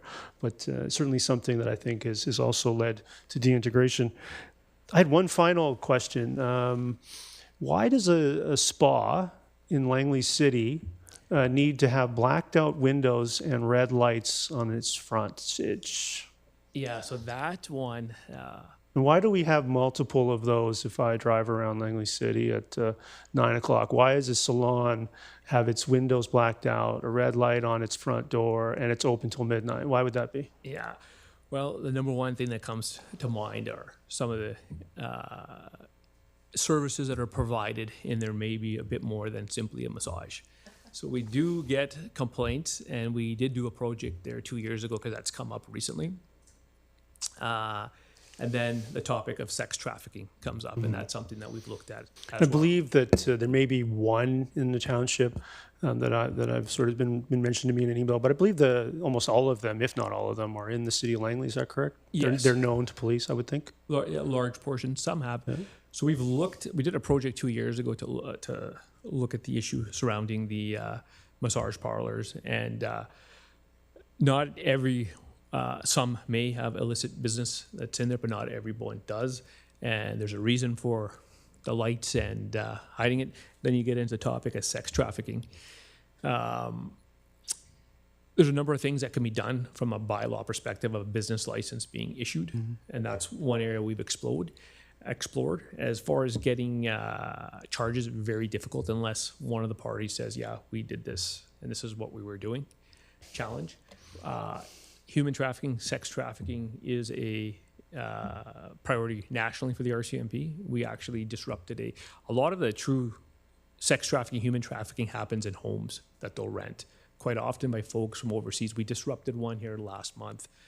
Everybody involved was a foreign national, ended up getting deported, something that we also keep a close eye on. But the going back to the massage parlors, that's something that we've set up a meeting with bylaws. A lot of it comes down to the business license and knowing what's going on in the community and the addition of that business license. Yeah, I know that there's mechanisms to require that the operators are registered RMTs and other steps that can be taken by the municipality. If you've done some reviews of this situation within, not you, but the RCMP detachment a couple of years ago, what has the city of Langley done about this in 2 years?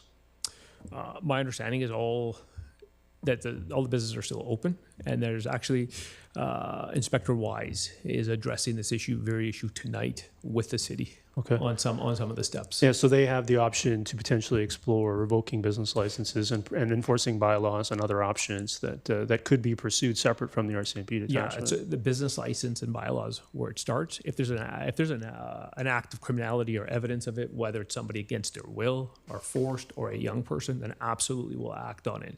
But if we don't have criminality, and then we got to look at the business license and appetite of the municipality to shut the business down.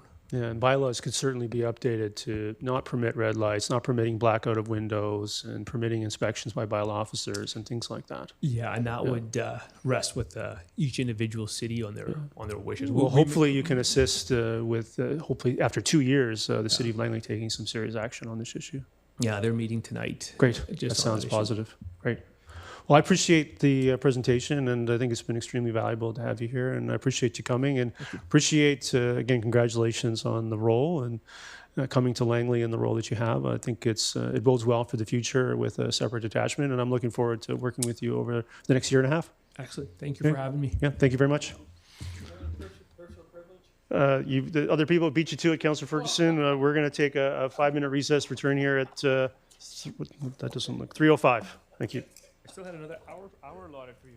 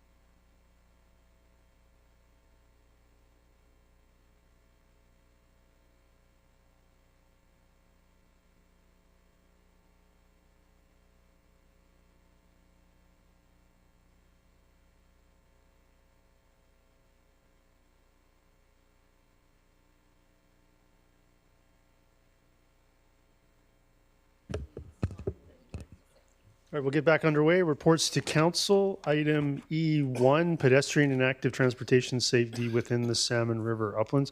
I'll move the recommendation in the agenda, seconded by Councillor Pratt. Is there any discussion? Councillor Richter.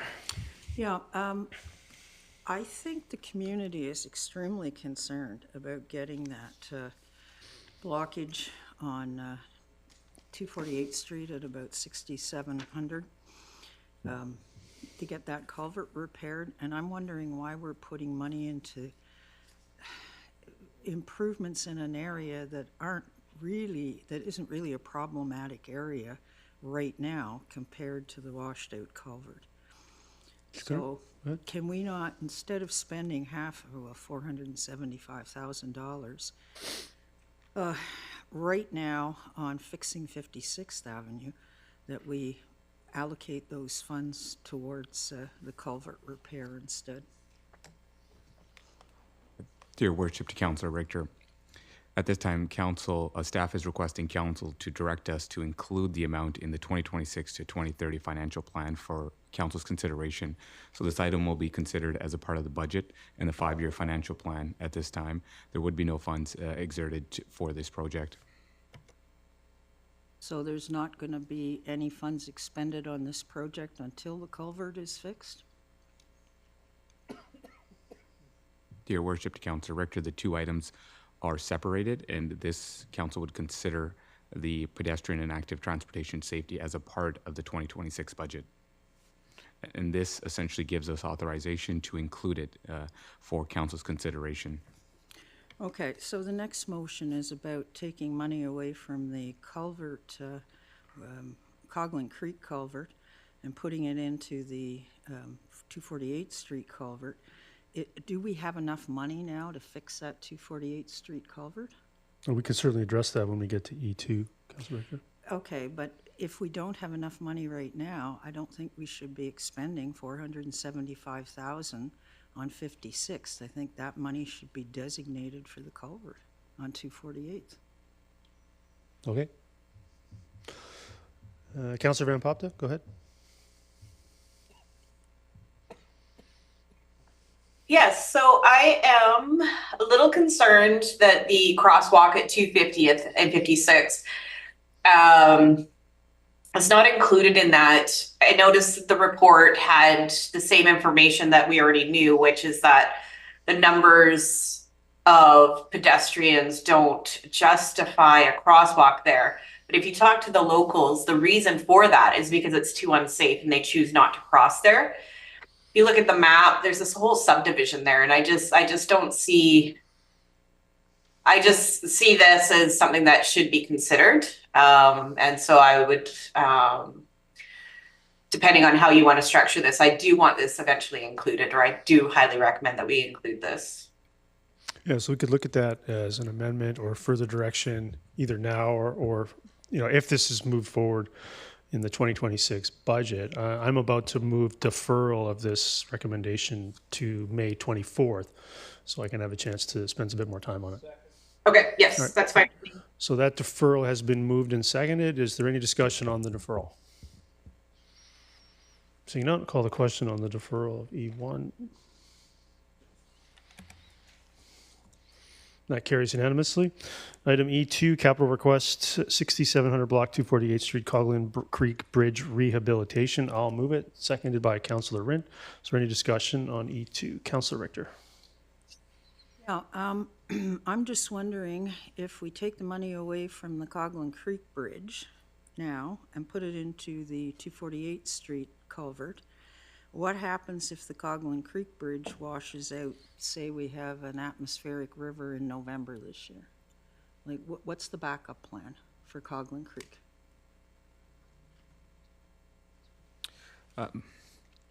Dear Worship to Councillor Richter, the recommendation here is that we use the capital projects reserve amount and the funding from the Mufford overpass, as there was a surplus there, to fund the rehabilitation of the Coghlan Bridge.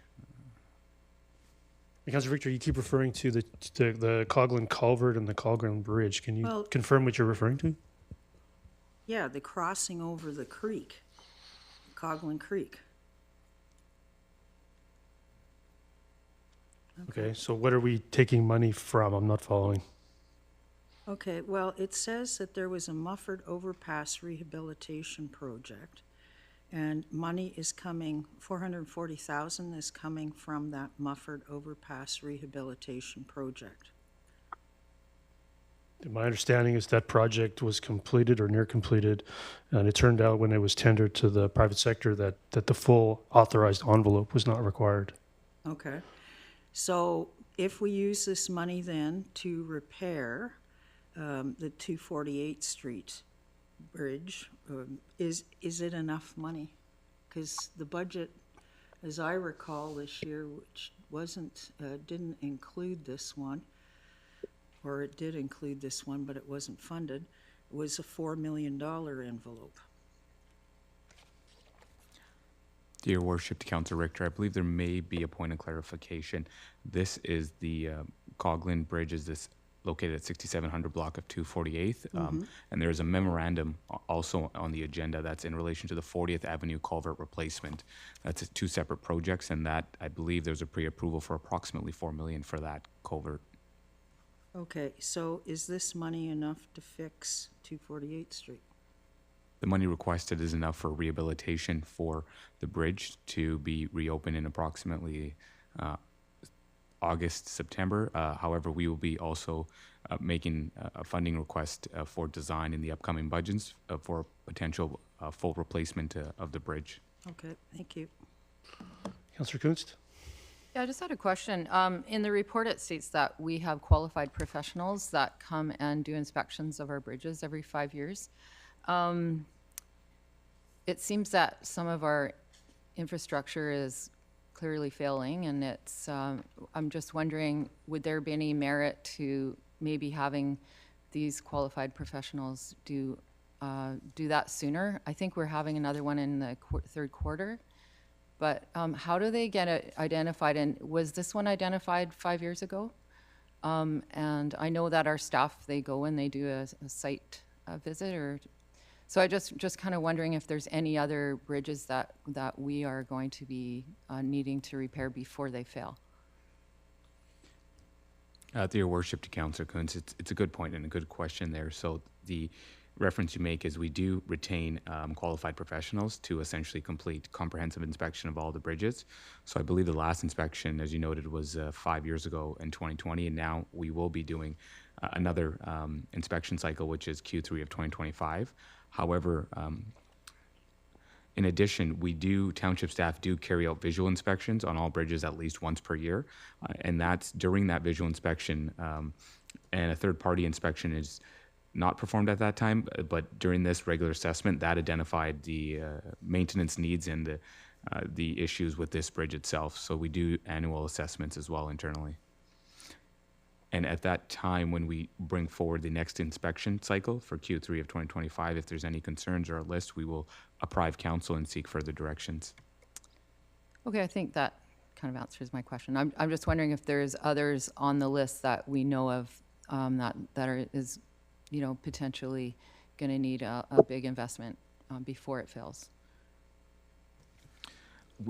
As a part of the Q3 2025 assessment, we will be doing that and bringing that list forward for council's consideration. And if there's any bridges that are marked critical during any of the township staff's inspections, we will bring that forward to councils for consideration as soon as practicable. Okay, thank you. Seeing no other discussion, I call the question on E2. That carries unanimously. Ms. Bauer, for item E3, I'm going to declare a conflict of interest. It's pecuniary, as advised, so I'll let Acting Mayor Pratt take over. Thank you.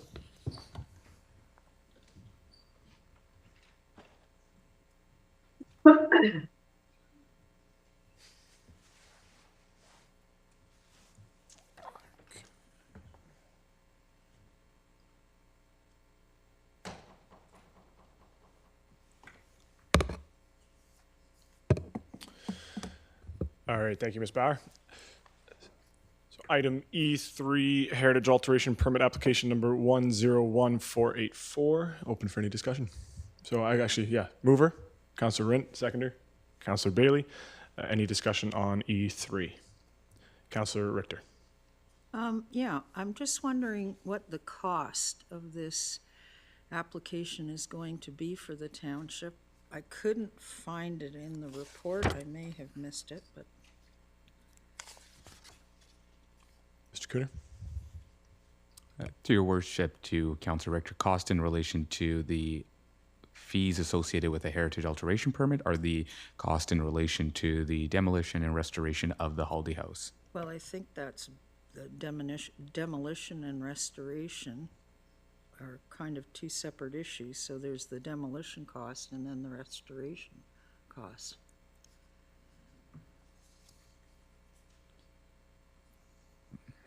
To your worship, to Councillor Richter, I believe it was part of the Fort Langley waterfront project itself and the funding envelope on that. I would just defer to staff to confirm if there's any exact figures. Well, we look to see if we can find the exact figure during the discussion here. It was contained within the capital budget approved by council. I believe it's in the $3 to $4 million range for the entire project. Okay. Is this an immediate pressing priority right now? To your worship, to Councillor Richter, the heritage alteration permit is required to proceed and continue with the Fort Langley waterfront redevelopment project. The next stage is essentially this would satisfy one stage and then allow us to proceed to the next stage, which would be require another consideration of a future heritage alteration permit. Council has funded the project and directed staff to proceed. Okay, so the 3 to 4 million, is that for the demolition only, or is that for both? Through your worship, Councillor Richter, the 3 to 4 million estimated provided by Mr. Winsley was in relation to the whole project of Fort Langley waterfront redevelopment. That would include the demolition and restoration. Okay, thank you. Councillor Bailey. So am I reading this right, that all they're asking for right now is the permit? Okay, and then that allows us to go to the next stage. So with this motion, we're not really incurring significant costs until we keep moving it forward. Am I right? To your worship, Councillor Bailey, that is a fair characterization. There's still several steps required, a building permit as well, and then also a further heritage alteration permit for the Fort Langley waterfront redevelopment. So if we pass this right now, it just allows you guys to move forward, and then and as you get closer, you can narrow the costs and everything else dealing with this. To your worship, Councillor Bailey, we can provide council with an updated cost as a project is brought forward, and also staff will duly note that when we do bring forward the second heritage alteration permit, just the costs associated as well to date. Okay, so I'm in favor of moving this ahead so we can get going on this project. Yeah, I just had a question myself, seeing no other speakers. In regards to the building permit and the future heritage alteration development permit, how quickly do we anticipate being able to move on those should this application be approved today?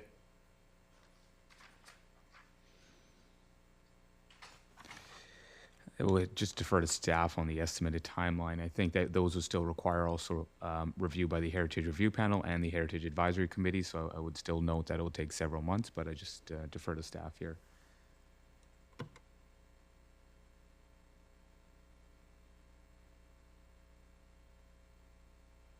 Yeah, we have a few different parallel processes going at the same time here, so that's why we're looking at each other. The actual permit itself in this process is a few months to go through. As far as the overall work, it's on schedule, and it's in the area of probably a year overall.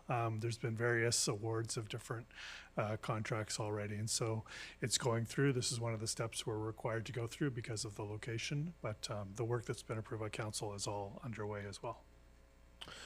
Great. And a second question, and this may be just a housekeeping item, just out of curiosity.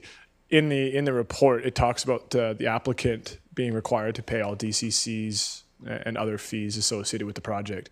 As we are the applicant, is the township paying DCCs to itself?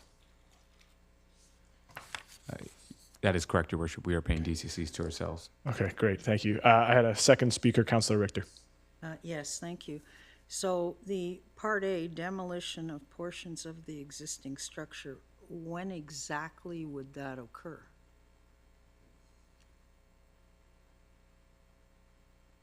Following receipt of all permits.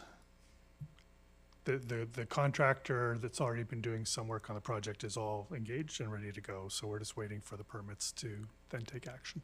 So the demolition would occur this summer? Yes, potentially within a few months, yeah. Okay. And has the public been consulted on that?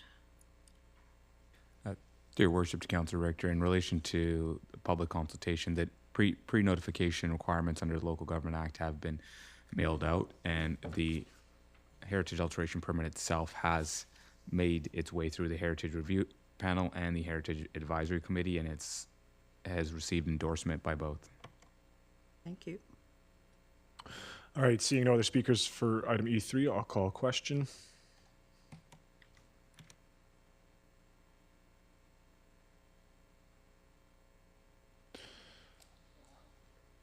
And that carries unanimously. Councillor Van Popta in favor. Oh, thank you. Councillor Richter opposed. I saw only green check marks at first. Thank you. Okay, you can call back in. I think he went that way.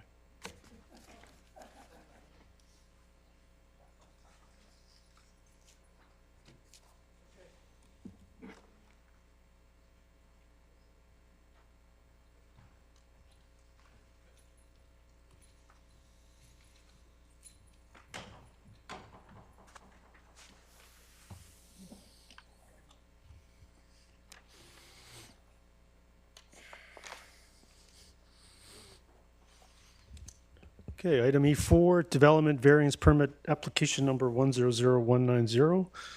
Moved by Councillor Pratt, seconded by Councillor Ferguson. Is there any discussion on E4? Councillor Richter. Yeah, I had a question about access if this permit goes through. It seems to me that if we're going to put multifamily or an SSMUH on that corner, there will be more traffic accessing out onto either 96th or 88th. And will that access pose any safety risks given its proximity to the actual intersection of Glover and 88th?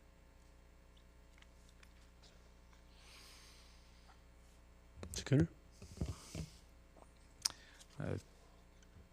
Through your worship to Councillor Richter, at this time, the proponent is seeking a variance in relation to the zoning bylaw in place related to schmooze.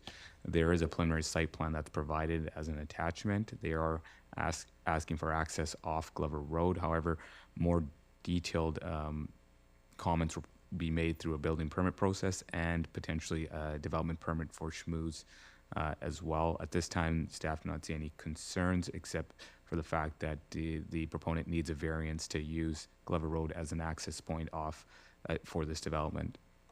Well, my same question would be, is the access gonna, like how close to the actual intersection is the access? It's not Glover Road, it's 88th. Okay. Mr. Cooner, do you want to get that confirmed? The current exact location, or I would have to defer to staff on the approximate to the intersection. But right now, currently, there is a home on the property, and they are using the access to off 88th as well. Yeah, but that's like one family access, not multifamily access.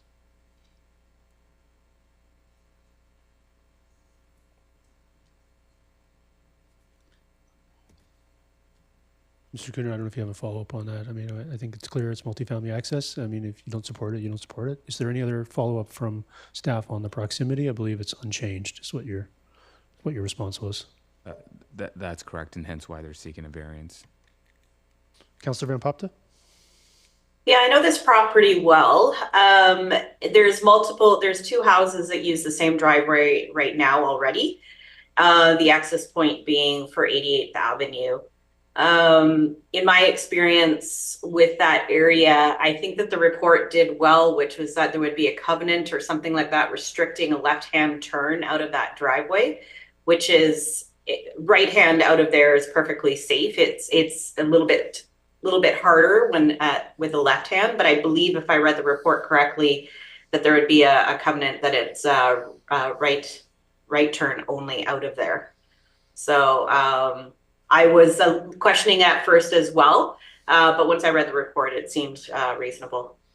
All right, thank you. Councilor Martins? Thank you. And a question, if I can, through the chair to staff.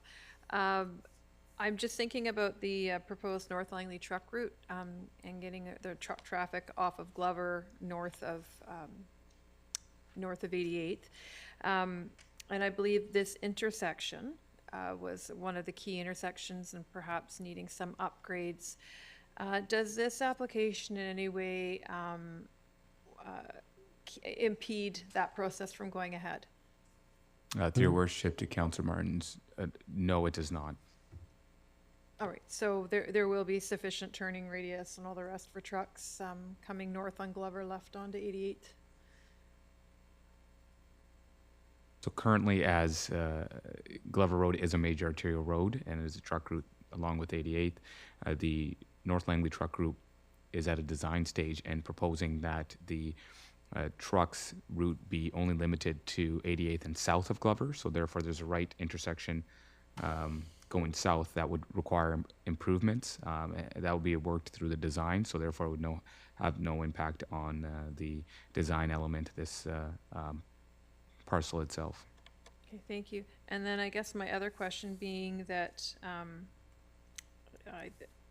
SMU developments are not to be at all arterial roads like this normally. Will this set a precedent for potentially other applications to be looking for the same variance potentially? Your worship to Councillor Martin, so currently the definition of Township of Langley zoning bylaw with respect to SMUs does state that the access to lots must not be an arterial road as identified in the master transportation plan. So essentially this proponent is seeking a variance. If the variance is approved, you are correct that it would be a precedent for other proponents to use as well. Thank you. Seeing no other discussion, we'll call the question on E4. That carries. Councillor Richter opposed. Item E5, development variance permit application number 100178. Moved by Councillor Ferguson, seconded by Councillor Rint. Is there any discussion on E5? Seeing none, call the question on E5.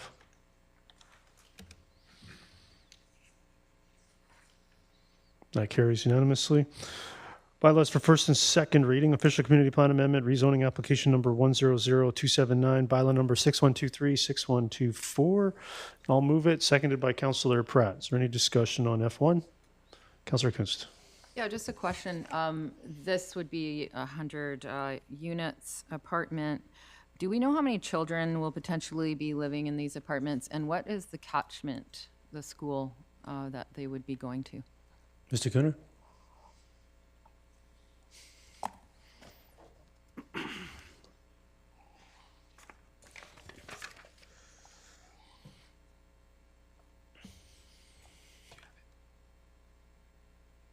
We don't know exactly how many students will be there. The school catchment would likely be the northeast Latimer School. At what stage do we, I think there's usually some sort of number that we get at some point.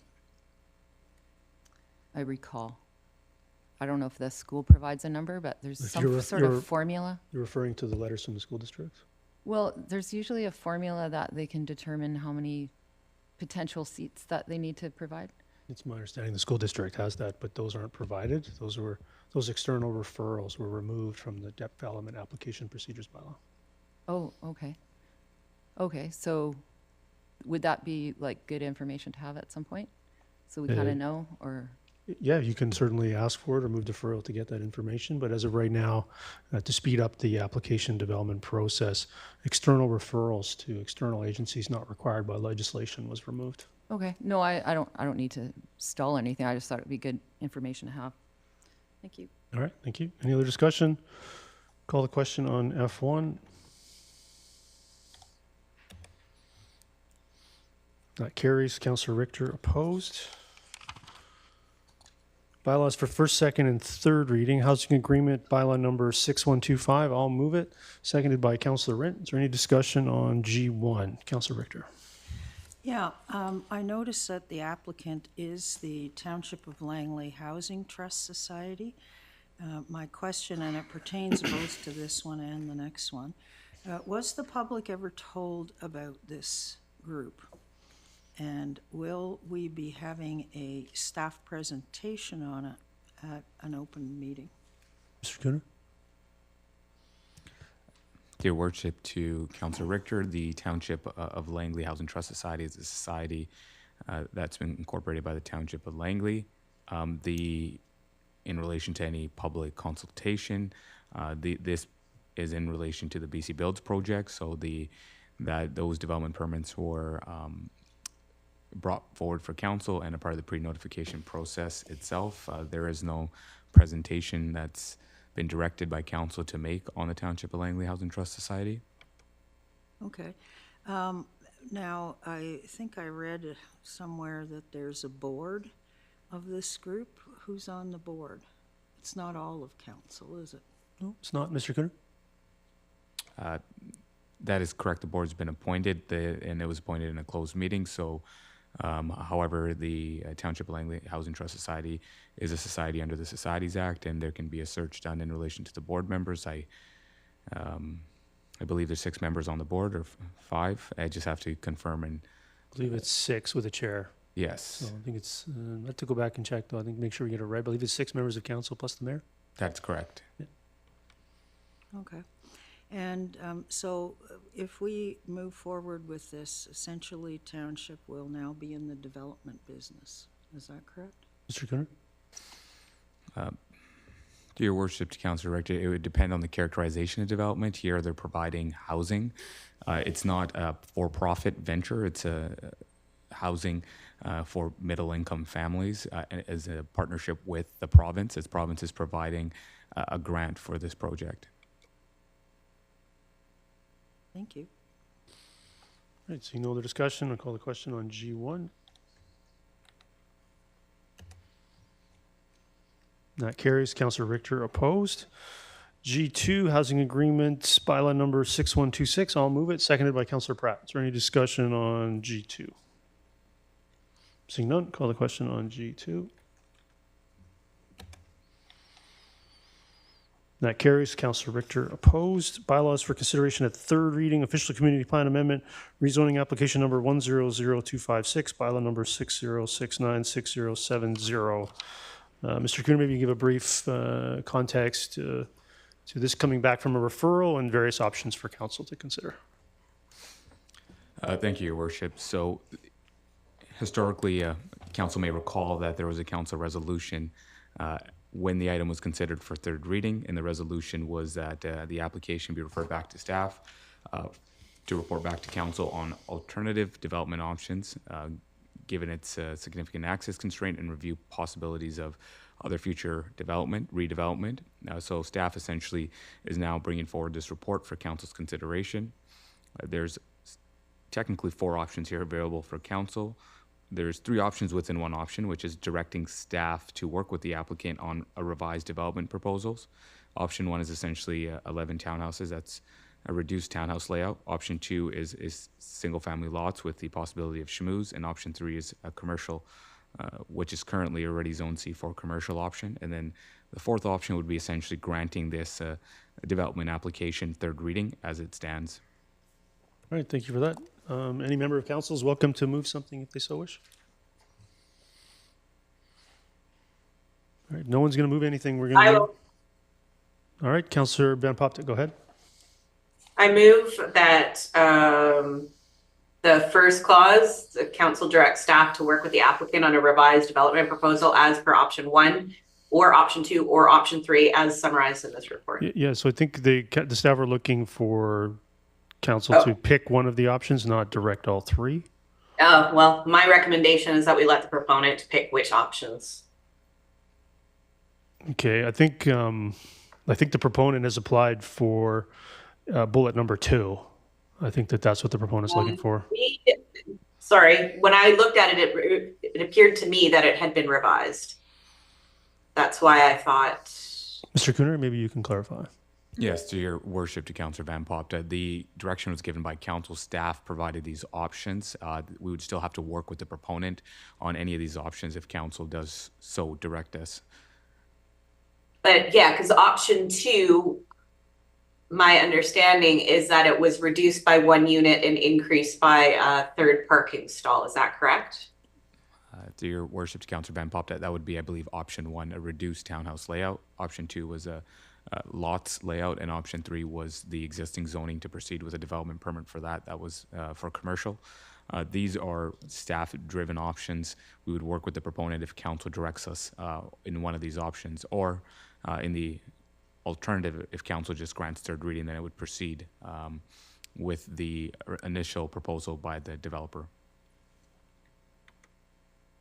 I mean, when I look at all 3 of these, none of them are awesome. I guess, yeah, okay, fine. My recommendation is option 1 or option 2. Yeah, well, it's not about recommendations at this point. Someone needs to move a motion, or we'll be moving on to the next agenda item. Yeah, Councillor Victor? I thought Councillor Van Popta moved option 1. No, Sorry, I was not understanding what that was for discussion. It was explaining the motions that would be required, that you cannot move all 3 at the same time, so there was no mover and seconder. Yeah, but option 1 just directs it to go back to work with the developer. Well, you're welcome to move it. Okay, I'll move it. Okay, is there a seconder to option 1 under bullet 1? Seconded by Councillor Kunst. I'm just going to clear the queue. Councillor Richter, go ahead. I think that the public concerns were quite well addressed in the public hearing, and I think there still needs to be some work done on these options, so I'm for sending it back to the applicant and working with the applicant on which they prefer. All right, Councillor Pratt. Thank you, Your Worship. So if my understanding of what this motion is directing us to do is not to have the staff necessarily work with the proponent on any open-ended options, but specifically an option with 11 townhouses, which is 1 fewer than the application we debated at 3rd reading. Is that correct? Mr. Cooner? That is correct. So option 1, as defined in the report, is continue with the townhouse form of development with physical restrictions, limiting access, and reducing the yield by 1 unit. Right. I appreciate that clarification. And just if I can clarify further, it would be my hope that council would not indicate support for option 1, for the proponent and staff to go and create option 1, and then to not have it be approved. So I think that would be something council can consider in its deliberations. Hopefully it would not do that. Right? Yeah, I personally, I don't find 1 fewer units. I don't find the other 2 bullet points included in option 1 satisfactory in addressing all the concerns we heard from the neighborhood, so I won't be supportive of this. All right. Any other discussion on the motion to work with the applicant on a revised development proposal as per option 1? Or 2 or 3. That's what I moved. Okay, I got to turn your mic off. There we go. Mr. Cooner, can you clarify the motion as moved and seconded? Ms. Bauer, maybe you can clarify the motion as moved first and seconded, please. Unfortunately, I am unsure. I understood that Councillor Richter was saying that she wanted to move option 1 as given in the agenda, meaning that it was option 1 or option 2 or option 3, essentially going back to the developer to request discussion on what they would like. Yeah. So this is a lesson from Mr. Cooner and staff to not present recommendation motions like this in the future, to have 3 specific motions laid out without ors in them, because we can't move 3 ors, yes. Right? And I understand that. So if Mr. Councillor Richter, if you're insisting that it was moved as option 1 or option 2 or option 3, I'll rule that out of order.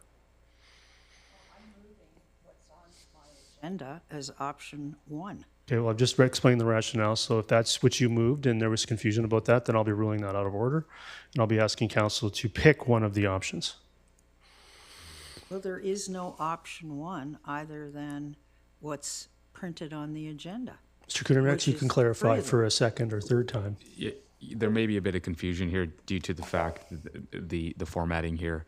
Apologies on that. So within the agenda there, it says council directs staff to work with the applicant on a revised development option as per option 1. And then there's an or that's bolded. The intent is to either pick option 1 or option 2. Then there's another or that's bolded, and the intent is either it could be option 3 as summarized in this report. The intent here is to pick one of those 3 options and direct staff to work with the proponent rather than actually all 3 options be worked with.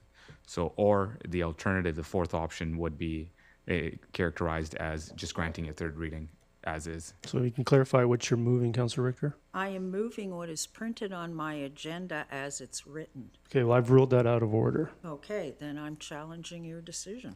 Ms. Bauer, maybe you can oversee the challenge, please.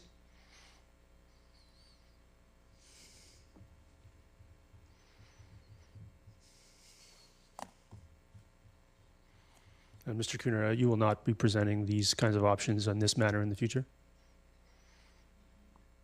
Yeah, thank you. Ms. Bauer, go ahead. It seems if I engage the chair lockout, it also locks the mics out. So I'm just going to change the attendance so that you will be absent, and then you can't vote. That is the other way of doing it. Well, I won't vote, and you can just discount the green check Yeah, I mark. think we're going to have to. We're having Let's do some that. challenges here. So the support for the mayor would be to sustain him, would be to agree to the challenge for voting positively. If you are not sustaining the mayor, you would be voting in the negative, which would be in support of Councillor Richter. Does that work? Good, thank you.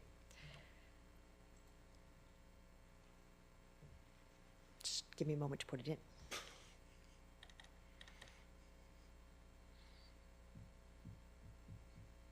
Okay, and if you could vote now, please.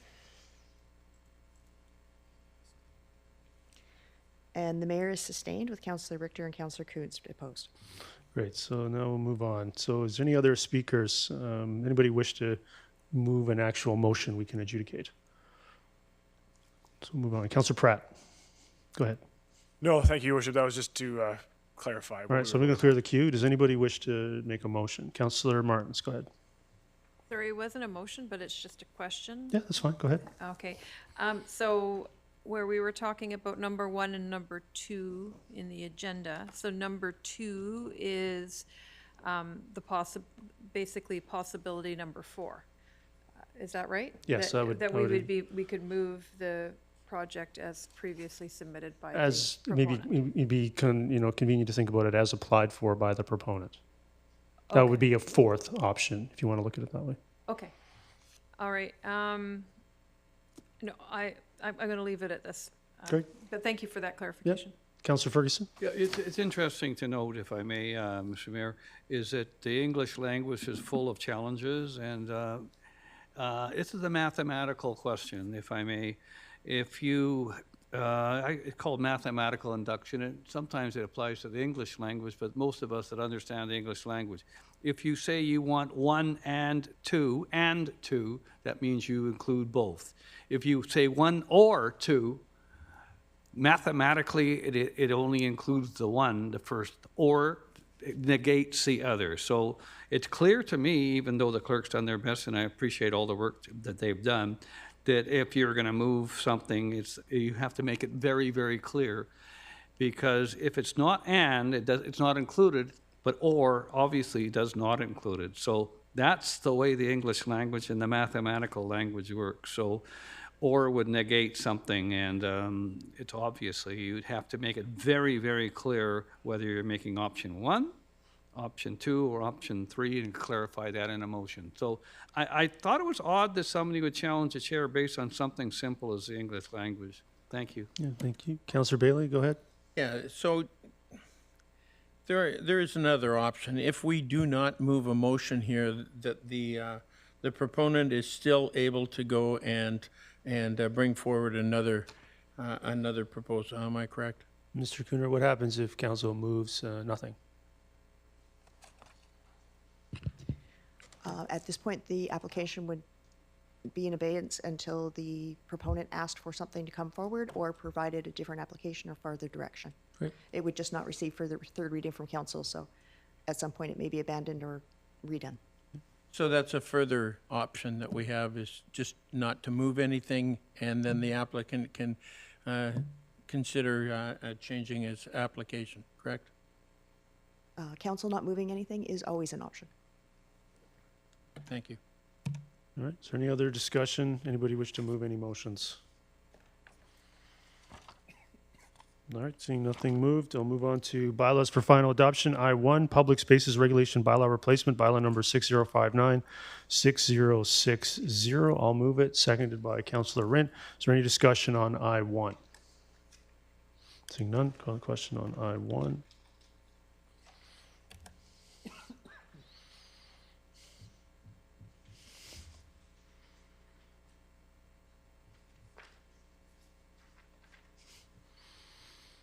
That carries. Councillor Richter opposed. Move on to I-2, 2025 Langley Annual Rates and Tax Collection Bylaw for Universal Services, bylaw number 6128. I'll move it, seconded by Councillor Pratt. Is there any discussion on I-2? Seeing none, call the question on I-2. That carries. Councillor Richter opposed. Anybody wish to make a mayor and council report? Councillor Ferguson. Thank you very much, Mr. Mayor. Last Thursday, I believe, we had a very entertaining breakfast sponsored by the Greater Vancouver Regional Parks Foundation, and the chairman is one of our citizens, Mark Vanderzam, and it's made up of citizens all throughout the region. And it was held at Redwoods Golf Course, a course that we own and operate. And the weather was very, very good. They had almost, I think, 100 people in attendance for a 7 o'clock meeting. And it talked about the many regional parks that we have in the township of Langley and throughout the region. And we're adding, as we all know, more regional parks in Langley Township. The people are in the Regional Parks Foundation are very, very happy with what we have done with the Township of Langley and are excited about a busy parks program for the summer and for the rest of the year. That's my first report. Yeah, go ahead. Second report, if I may, I had the opportunity to attend the Lower Mainland Local Government Association meeting held, I believe, last weekend, and we had a number of presentations. A regional district system's being looked at again, and we had a presentation from Don Lidstone, and I'm sure, I don't have it in front of me, but anybody that wants to know what's going to be happening with that, he's been contracted to do that. There was also a number of discussions on tariffs. That was a big thing this weekend, and how it affects local government and the province as well. And it was well attended, and lots of questions, and of course, we're all caught in a challenge as to what the future is going to look like with the American government, the president, and the way things are going.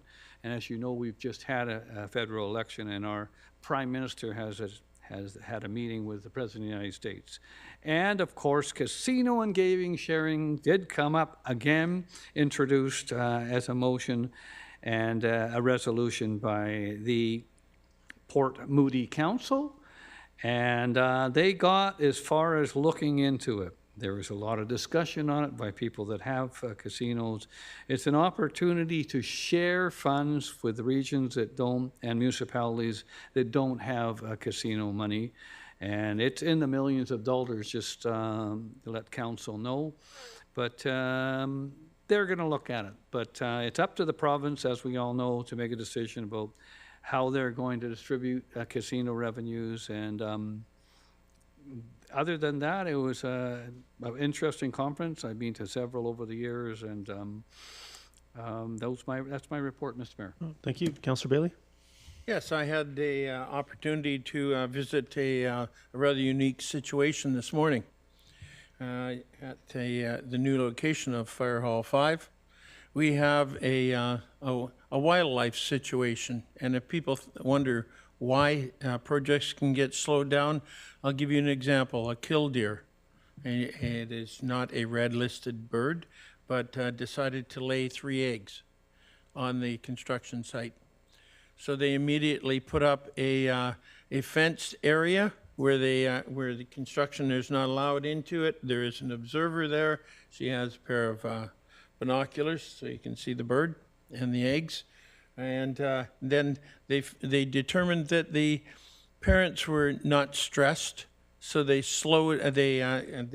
enclosed the area smaller, and thank goodness it is not affecting adversely the project going forward. The mother laying on the eggs seems to not mind concrete trucks going right by it. But if you wonder why some projects can slow down, it can slow down because a bird decided to lay 3 eggs on the ground in a construction site. Councillor Richter? Yeah, I just had a question about Councillor Ferguson's report concerning LMLGA. Was he authorized by council to attend this event? No, this is a mayor and council report portion of the agenda. If you wish to raise LMLGA, you could do it under other business. Do you have a report to make?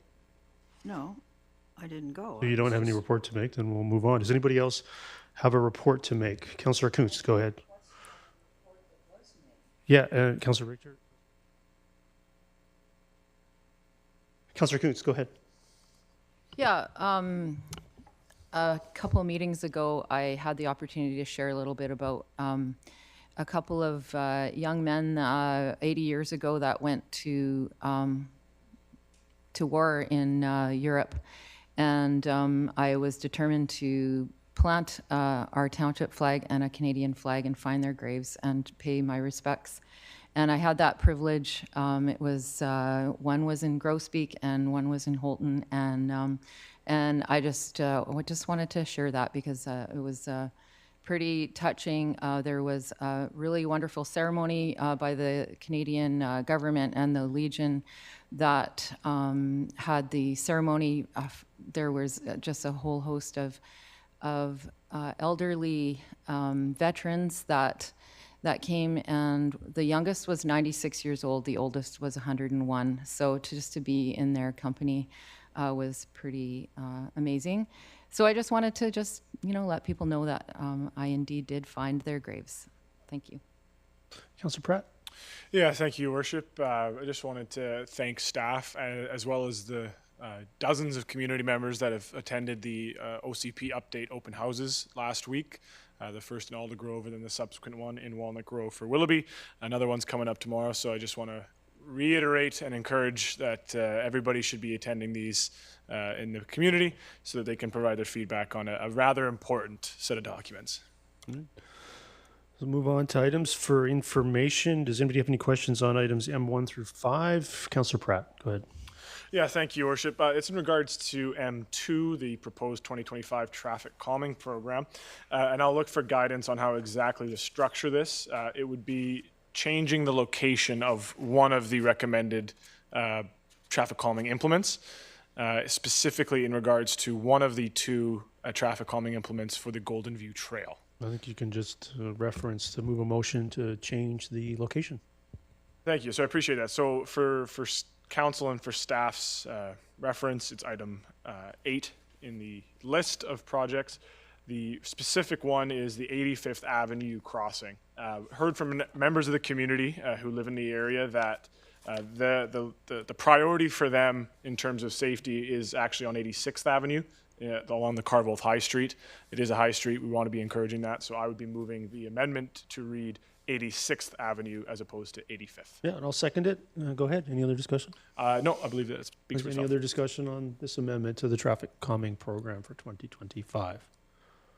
Seeing none, call the question. No. Well done. Councillor Martins. Thank you. Sorry, just a quick last minute question. Is there a change in the cost estimate for doing this? Mr. Cooner. Dear Worship, to Councillor Martins, in the event the traffic calming measure remains the same, that's an RRFB crosswalks, staff do not anticipate any increase in cost. Thank you. Right, so with that, I'll call the question on M2.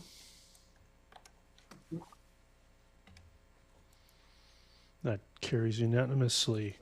Councillor Martins, go ahead. Thank you. Another question from that same report, M2. When looking at the list of projects, number 7, Credo Christian School, 2184 52 Avenue. It says to remove one speed hump and replace with one speed cushion as a pilot project. So I'm assuming this is on 52nd in front of the school. Can I ask for, if I can, through the chair to staff, just clarification on why we're doing this? Through your worship, this is going to be a pilot, so it's a speed hump, but it has cutouts for larger vehicles. So a fire truck could go through unaffected by the speed bump, whereas a smaller passenger vehicle would have to navigate the hump. Okay, yeah, I'm just wondering though why we're looking at removing a speed hump. We're going to take the speed hump out and then put back the speed cushion. Yeah, I'm just wondering why. If you could elaborate on why we're removing and replacing with something else. We're just doing it as a pilot because this area gets a lot of traffic from ambulances and fire trucks. So this was an area that we had identified last year. Okay, so have we received feedback then from first responders that that the speed hump maybe isn't the best? Is that? I'm just trying to understand why we're doing this pilot. It was sometime last year where we had some comments come in from the public.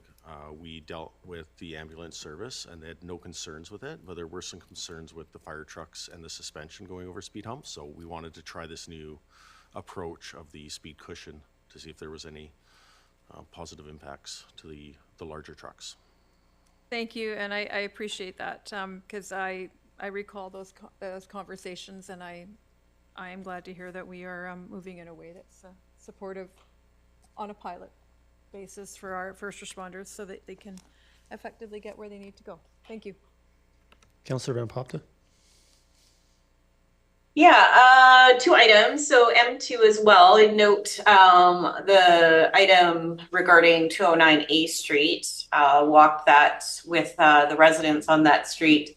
It is definitely something that we should consider funding. So I'm happy to see that we're going to send out the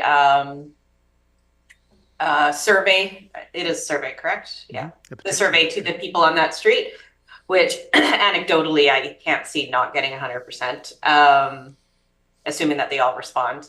And then regarding M1, the 40th Avenue culvert, just wanted to report that I did question the minister directly on the grant that's outstanding on this item. I think I asked her about a month ago, and her response was that she'll advise staff that we're still waiting. Yeah, that's great. Thank you. Councillor Richter? Yes, I had a question about number 3 and number 5. Right, go ahead. With respect to number 3, I'd like to thank staff very much for providing this report.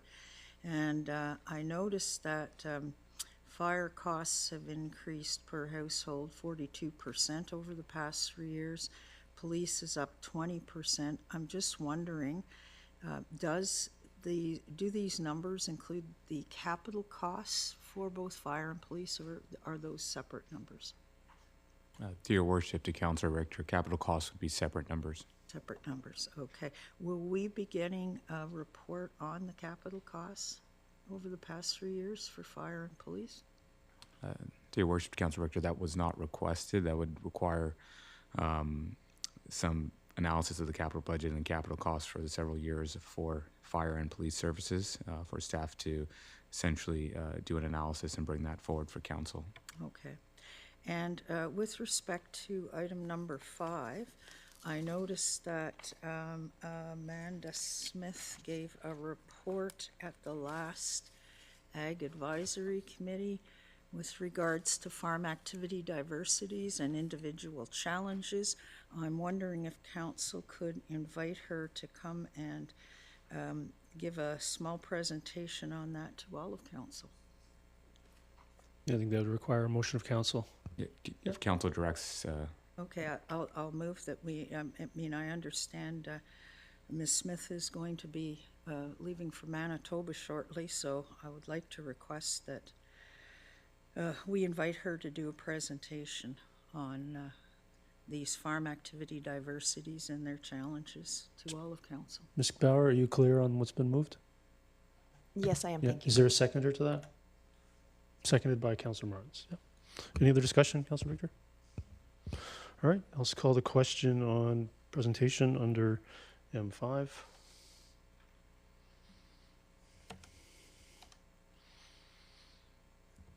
That carries. Councilor Rent, Mayor Woodward opposed. Is there any other? Councilor Bailey, go ahead. Yeah, I'd like to look at M5 and under Ministry of Agriculture, it's got upcoming extreme weather preparedness. Can I find out what that entails, please?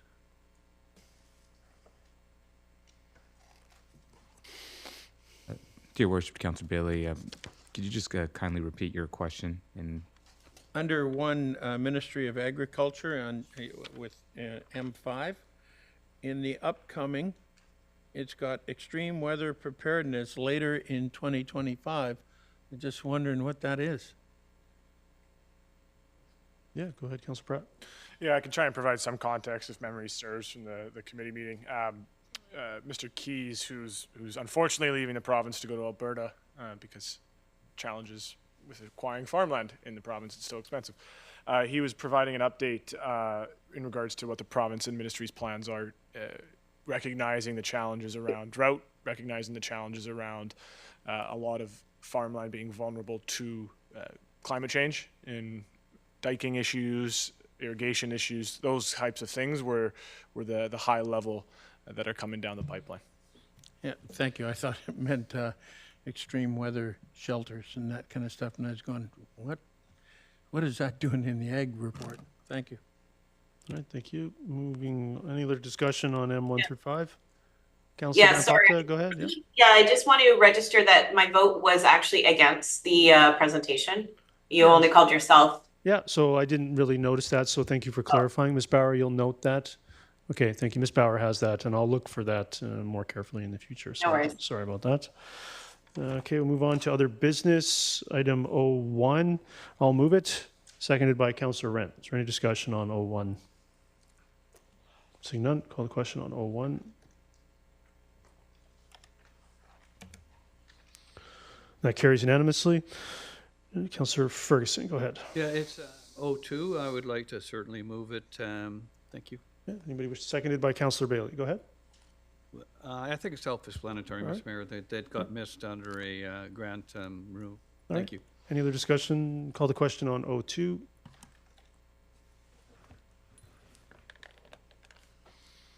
That carries unanimously. Councillor Martins. Thank you. Yeah, I'd like to move, where are we at? 03. Is there a seconder to that? Seconded by Councillor Martins. Go ahead. Sorry, Councillor Kuntz. Go ahead. Yeah, thank you. It's a motion for Township Policing Communications Protocols, what it's called. Essentially a request that the OIC report to council quarterly with updates. I think today was an excellent presentation from the OIC. I really appreciate the information, and I think it was clearly a catch-up.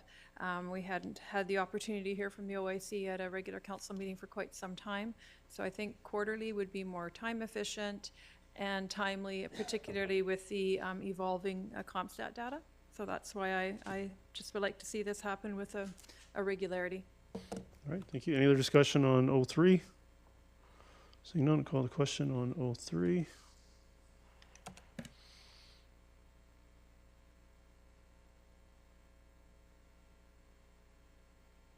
That's defeated with Councillor Pratt, Councillor Rint, Mayor Woodward, Councillor Van Popte, Councillor Bailey, Councillor Ferguson opposed. Is there any other business? Councillor Richter, go ahead. Yes, I'd like to put a notice of motion forward for the next meeting that staff make a presentation on the new TOL Housing Trust Society in a regular meeting of council. All right, take that under advisement. I have a motion, I think is pretty simple here. If you recall, council recalls, there was a memo on the last agenda regarding a portable seating, and in that memo was a mention to golf carts. Potentially some of our user groups would be interested. So I have a motion here that council fund the acquisition of 2 or more golf carts with up to $10,000 from the council contingency as per the memo to council dated April 28th, 2025, seconded by Councillor Wren. Is there any discussion on that? Seeing none, call the question on, label that 04. That carries. Councillor Richter opposed. Is there any other business? Councillor Richter. Yeah, I thought I had another one, just a second. Mayor Paschal sent a letter that all of council received it with regards to a mayor-to-mayor meeting. And I'm just wondering, is that going to occur? Do we need a notice of motion or a motion to ask that it occur? I haven't read the letter yet. I've been busy preparing for the council meeting, so I believe, what time did he send that, Councillor Richter? It was this morning. Just a second, I can tell you exactly when that was this morning. 11:01 a.m. Yeah, so I'll have to get a chance to look at that. Mr. Cooner, I believe you've made numerous attempts to meet with the CAO there unsuccessfully. Is that correct?